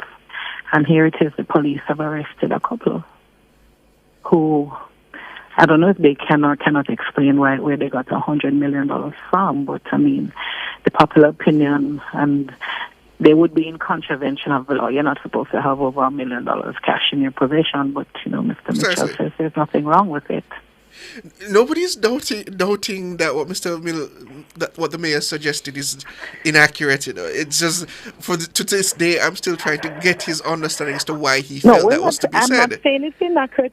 I'm just saying, we know the law, and I don't buy his explanation that he was being flippant. There's certain things you just should not be flippant about while in public office. Let me tell you. I actually found his statement because I wanted to remind myself. I listened to the day it was broadcast. No, I man. listened to the entire clip. No, man. His response as to his explanation, rather. He says, the call in relevant part. The call for my resignation is nothing more than an act of desperation, sparked by a cynical comment I made, which highlighted the hypocrisy of the JLP regarding the issue of illicit enrichment. He says, to be clear, at no point did I offer support for scamming, nor did I intend to convey such a message. He continues, my remark was ironic and made in the context of a discussion on the implementation of curfews in certain areas of the parish which have disproportionately affected small business operators while sparing larger entities.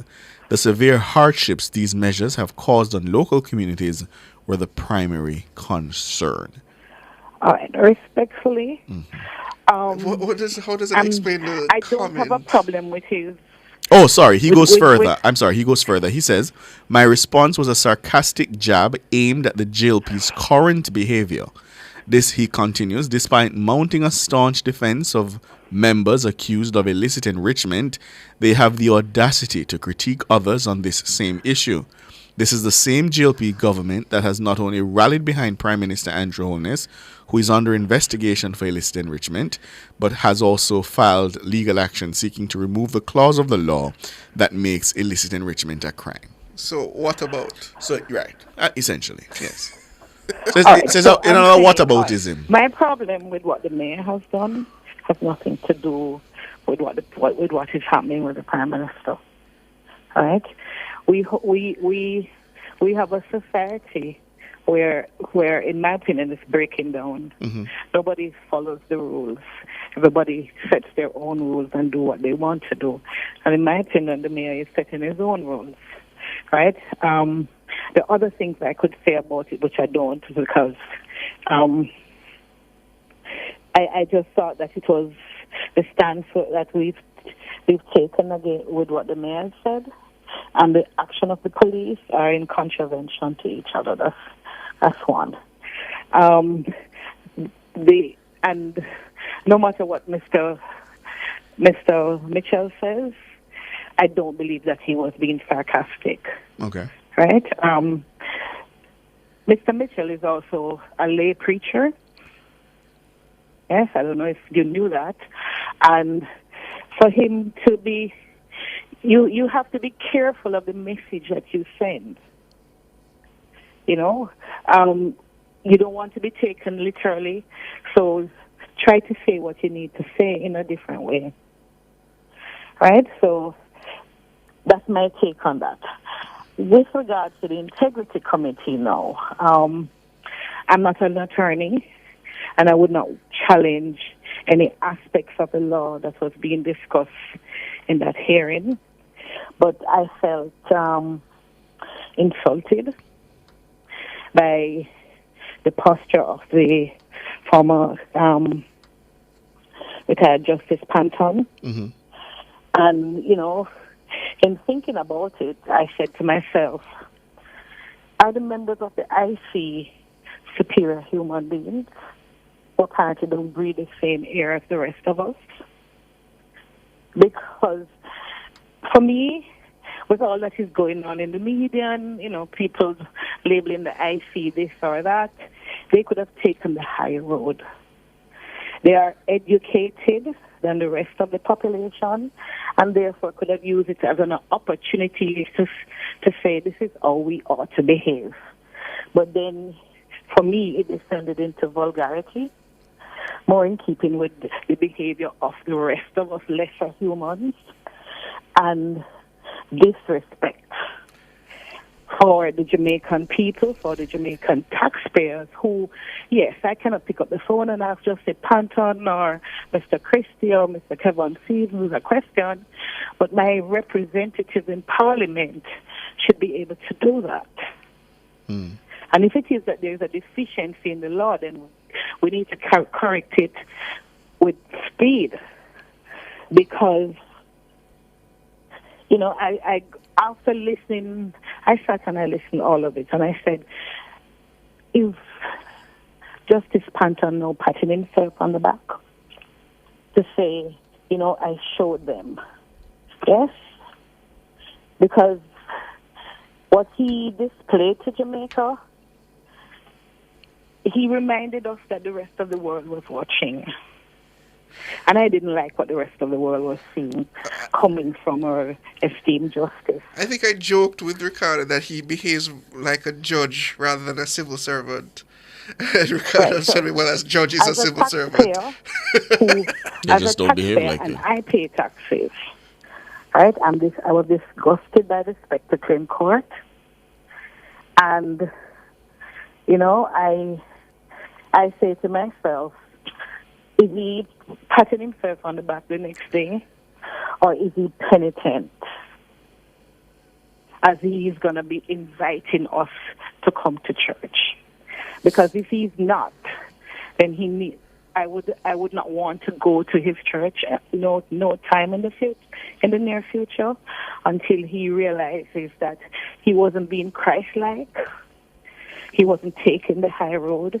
He wasn't using the opportunity to educate the rest of us.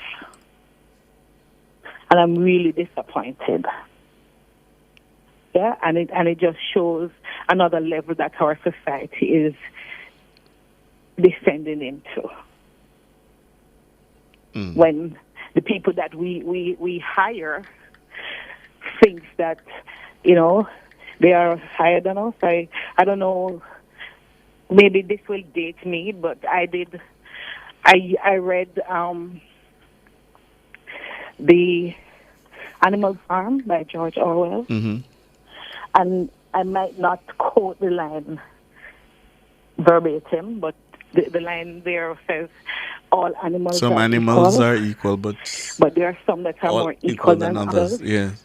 And that for me was being displayed in how the IC comported themselves on Wednesday. Was it Wednesday or Tuesday? Whichever day it was. Yeah?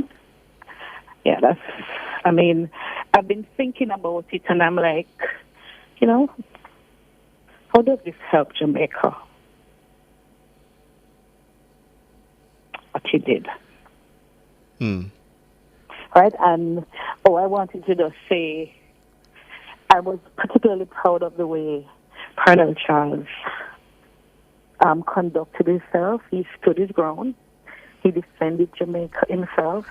And he defended the Jamaican taxpayer against someone that he admitted was his teacher and his mentor. And that for me, and Mrs. Malahoo also handled herself very well, but that for me, the way Colonel Charles stood up, despite attempts at trying to shut him up and, let him feel that he is less than equal to them. That for me was the high point of the whole proceedings. I hear your call. Thank you for the call. Okay. I got a message just now from a listener saying, I'm a taxpayer and I didn't find anything wrong with what Panton said. You know my position on it already, Siobhan. I made it clear I thought it was extremely I think some people explain it away as the committees tend to be very collegiate in their nature. They tend to jab and poke fun at each other, but I don't know if we can extend that same privilege to people who are there to essentially give.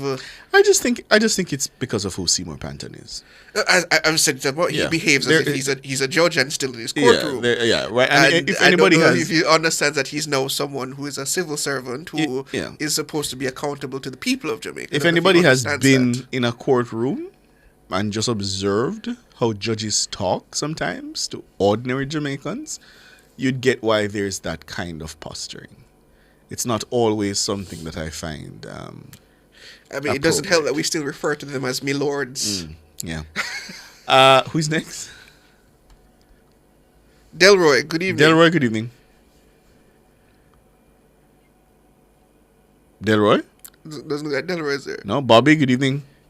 Good evening, my good friend Siobhan. Good evening, Ricardo. Hi. Yes, just called to make a few quick points. I am really taken aback with something. You see, what is good for the PMP is bad for the JLP. Because, for example, the mayor of Mandeville, if he was a JLP mayor and said something like that about unexplained wealth and so on, every day I know the media houses would be down in his back for him to step aside. And I hardly hear any one of the media house is asking him to step aside. I don't hear anybody. Right? And I just want to clarify something, what I really hear on the road. The other day, quite a few persons have been saying to me that I want the Integrity Commission to scrap. No, I don't want the Integrity Commission to scrap. I want the Integrity Commission to be there, but I want new people to be appointed there because I would like Justice Seymour Panton to go home and to enjoy his retirement, because his behavior in the Parliament the other day is very atrocious. And I don't think we as taxpayers should really sit down and pay a man like this a monthly salary to come and do something like that. Right? And when you really look into it, whatsoever the organization do, the Integrity Commission do to our hard-working Prime Minister, who have worked so hard to build back this country after the PMP had wrecked it for 18 and a half years, and to really do this man this type of disservice like that and damage him not only locally but on the international scene. No, man, no. I think it is uncommon of this organization where this man had lead, and I am saying to myself, he should go and appoint somebody else. I hear you, Bobby. Remind me, when it's 7 years the commissioners to sit for? I think it's 6. No, you see, I don't want Justice Seymour Panton to be there. Because it would be, if it's 6, it would end quite. Huh? I think it's actually next year that their term comes to an end. No, let me it's just double check. here. No, sorry. Go ahead, Bobby. Right. I don't want Justice Seymour Panton to sit down in that seat for another day. Because, look here, I am paying my tax, and it's my taxpayers' money. Paying him? No, I am not pleased. My taxpayers' 7 money years. should go to something else that is of more value to the economy. So I think his behavior and so on, he should not be in that seat anymore. He should go absolutely now.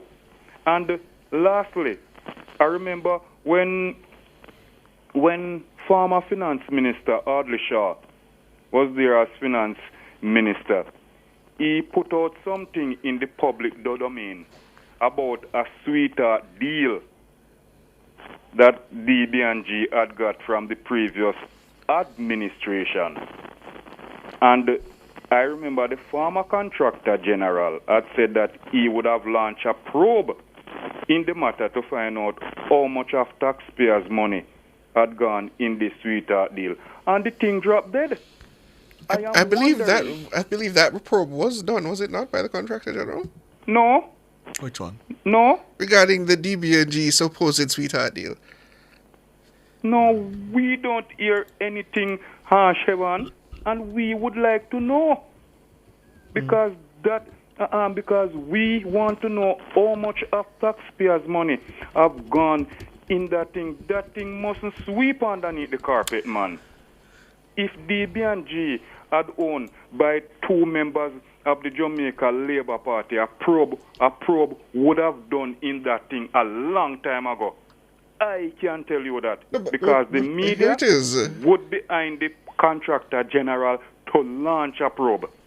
Contractor General Greg Christie has described as irregular and highly improper the execution of a contract between the government and Daring, Bunting and Golding, DB&G, for the sale of receivables before a formal written agreement was finalized. Yeah, actually, I think it was Greg Christie who called it a sweetheart deal in that report. Yeah. At the same time, Christie, in his probe of what Finance Minister Audley Shaw had labelled as sweetheart deals between the People's National Party government and the Investment Bank in March 2004, concluded that the transaction was not subject to competition. So, but bear in mind, though, that they did conclude that, but they never suggested that either Mr. Bunting or Mr. Golding did anything wrong. But the fact is, how is it now? Okay, then he come out who hit that, but how is it now? That thing had dropped dead now. Eh? I think one of the issues back then regarding reports from the contractor general, because remember the contractor general on his own merit could not prosecute. So it would have gone to the DPP and she would have decided if there was anything worth pursuing and whether anything further could come of it. And if you're saying that there was nothing, they did nothing wrong there, then... Okay, well, you see, just one final thing I would like to say to both the PMP and anybody else from the Integrity Commission, that look here, you see, Prime Minister Andrew Holness, in the next general election, I don't think much campaigning have to be done by this man, because when when you look Bobby, on all the achievements, Bobby, you know, so me wonder if the liberate them. Hold on. No, you hold on. Me wonder if I live in the one bubble, you know. No. Explain something to me. Hold on. Explain something to me. No. Hold on now. Let me ask you a question. I've listened to you. If not much campaigning needs to be done, how is it that the PNP got more votes than your party in the local government elections? No, I won't say the. Remember say that there's a tie in some of the. No, I'm not talking about the. No. I'm not talking about control of the parish councils. I'm talking about actual raw votes. More Jamaicans voted for the PNP than the JLP, which suggests that more Jamaicans preferred the PNP than the JLP. No, you cannot look on the parish council election, sir, because remember, it is popular votes, right? Yes, and it suggests that the PNP is more popular. They got more votes. And no. You see, and what I'm trying to show you is that, you see, people don't to pay much attention to local government election, Oh, so they liberate them. The liberate them just never business. Attention to the general election. Oh, so the liberate them just never business, but the local government election. No. We all pay much attention about the decided voters didn't pay much attention. This is your assumption. You are hoping that is the case.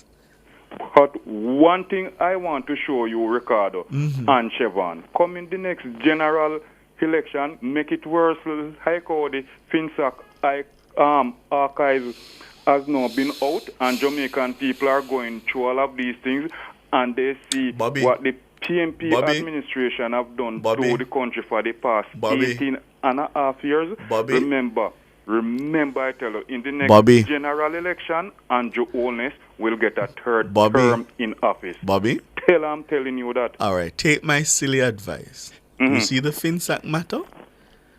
Probably half, or just about half of the Jamaican population has no idea why they should care about that. You hear me? It's arbitrary to them, as I said. It's quite arbitrary to them. So if that is what you're banking on, take my advice.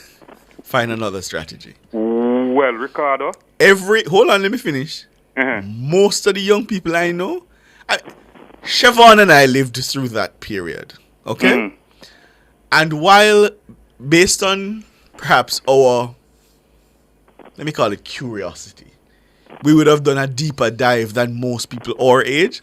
Most people our age have no concept or understanding or know why they should care about that.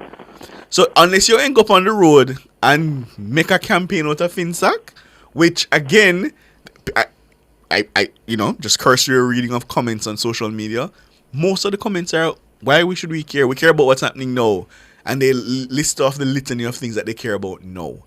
So my advice to you, my brother, and to all Laborites who think it is assured, do not be that complacent. If you really think that the Prime Minister deserves a third term, Ricardo, you're going to have to do work to secure that outcome. Ricardo, it is Prime Minister Andrew Holness' administration that most scholarships has been given to students. And all I'm saying to you, you're going to have to make that case. Exactly. Don't just suggest that you don't have to do much campaigning. That is a sure signal that you're going to lose. And hold on. And it is Prime Minister Andrew Holness' administration that more people had gone and part, and the part beneficiary has been increased. And my good brother, Prime Minister, and I'm saying to you, young people in education, and we are saying to you, you're going to have to make that case. You cannot assume that people are going to take it as a given. Because remember, they are competing things, misinformation, disinformation, lies, rumors, a whole heap of things that compete with that information. So you can't just assume that people just say, oh yeah man, I ate this. But Ricardo and Chevron, you look into it. Have Jamaica achieve? I don't think you can use us. You can't use us as your benchmark. Hold on, you can't use me and Chevron as your benchmark. we are seeped in this information. We have to report this information day in, day out. So we know it. Right? So you're asking me if I know. Yeah, I know. But I am not the person you need to convince. You need to convince the low information voters. You need to convince the people who don't pay attention to politics. You need to convince the people who dip on YouTube just to absorb lies. You need to convince the people who don't listen to news. Those are the people you're going to have to convince, not me and Shaman. Me and Shaman are reporting day in, day out. We know. We can tell you. And we tell you. No, well, that is the reason why I am on Nationwide tonight. I see. Convincing the people. Very well. Very well. Well, you probably shouldn't start that convincing by telling them that the third term is assured. A sure shot, that man. Oh, I sure see. shot. The Very third well. term is a sure shot, and I will tell. As a matter of fact, I am going to bet you and Ricardo after the next general election. Me make sure I go come at 6 Bradley Avenue with a crate of liquor, and you and I will sit down up there and drink the whole night. I don't want a cheap liquor though. I have you and Ricardo because I don't drink. I don't want a cheap liquor. You have to bring some sparkling water, Fisherman. I'm not drinking liquor. But we don't want a cheap liquor. Okay then. All right, Bobby. We'll talk some more. Yeah? All right, my brother. Before we go, I looked back. No, I pulled up the OCG's report on DBNG, and there were no recommendations for any criminal liability in the matter. It simply suggested that it was an unsolicited proposal on the part of the DBNG, which is, I would say, improper, but it's not illegal. Yeah. So all they suggested was that use of unsolicited proposals be excised from public procurement. That was the ultimate finding of the OCG at the time. Yeah. All right, that's it. That's all the time we have. Just some advice, right? Just some advice to my callers who are, pushing and actively believing that their party deserves a third term. I don't think it's something that you should take for granted. Yeah? If you genuinely believe in your heart that this government deserves a third term, for whatever your reasons are, I think you're going to have to actively make the case. I think complacency is the most dangerous thing. And I remember, Siobhan, in 2016, not locally, but overseas. Yes. The Democrats said, what? Hillary? Can't lose. Can't lose. Off a win. And I will never forget that November night when their faces went from confident to despondent and distressed. If you believe your party deserves a third term, you have to work for it. You have to work for it. Dana Davy, thank you, Madam Producer. Damien Cunningham, the man behind the controls. Our colleagues in the newsroom, led by our editor, Cara Powell, best in the business. My co-pilot, Siobhan Campbell. He wasn't in a good mood earlier, but he's in a better mood now. See? So that works out. Our sponsors, our contributors, and you, our valued listeners, we appreciate you so much. Thank you for joining us. I'm Ricardo Brooks.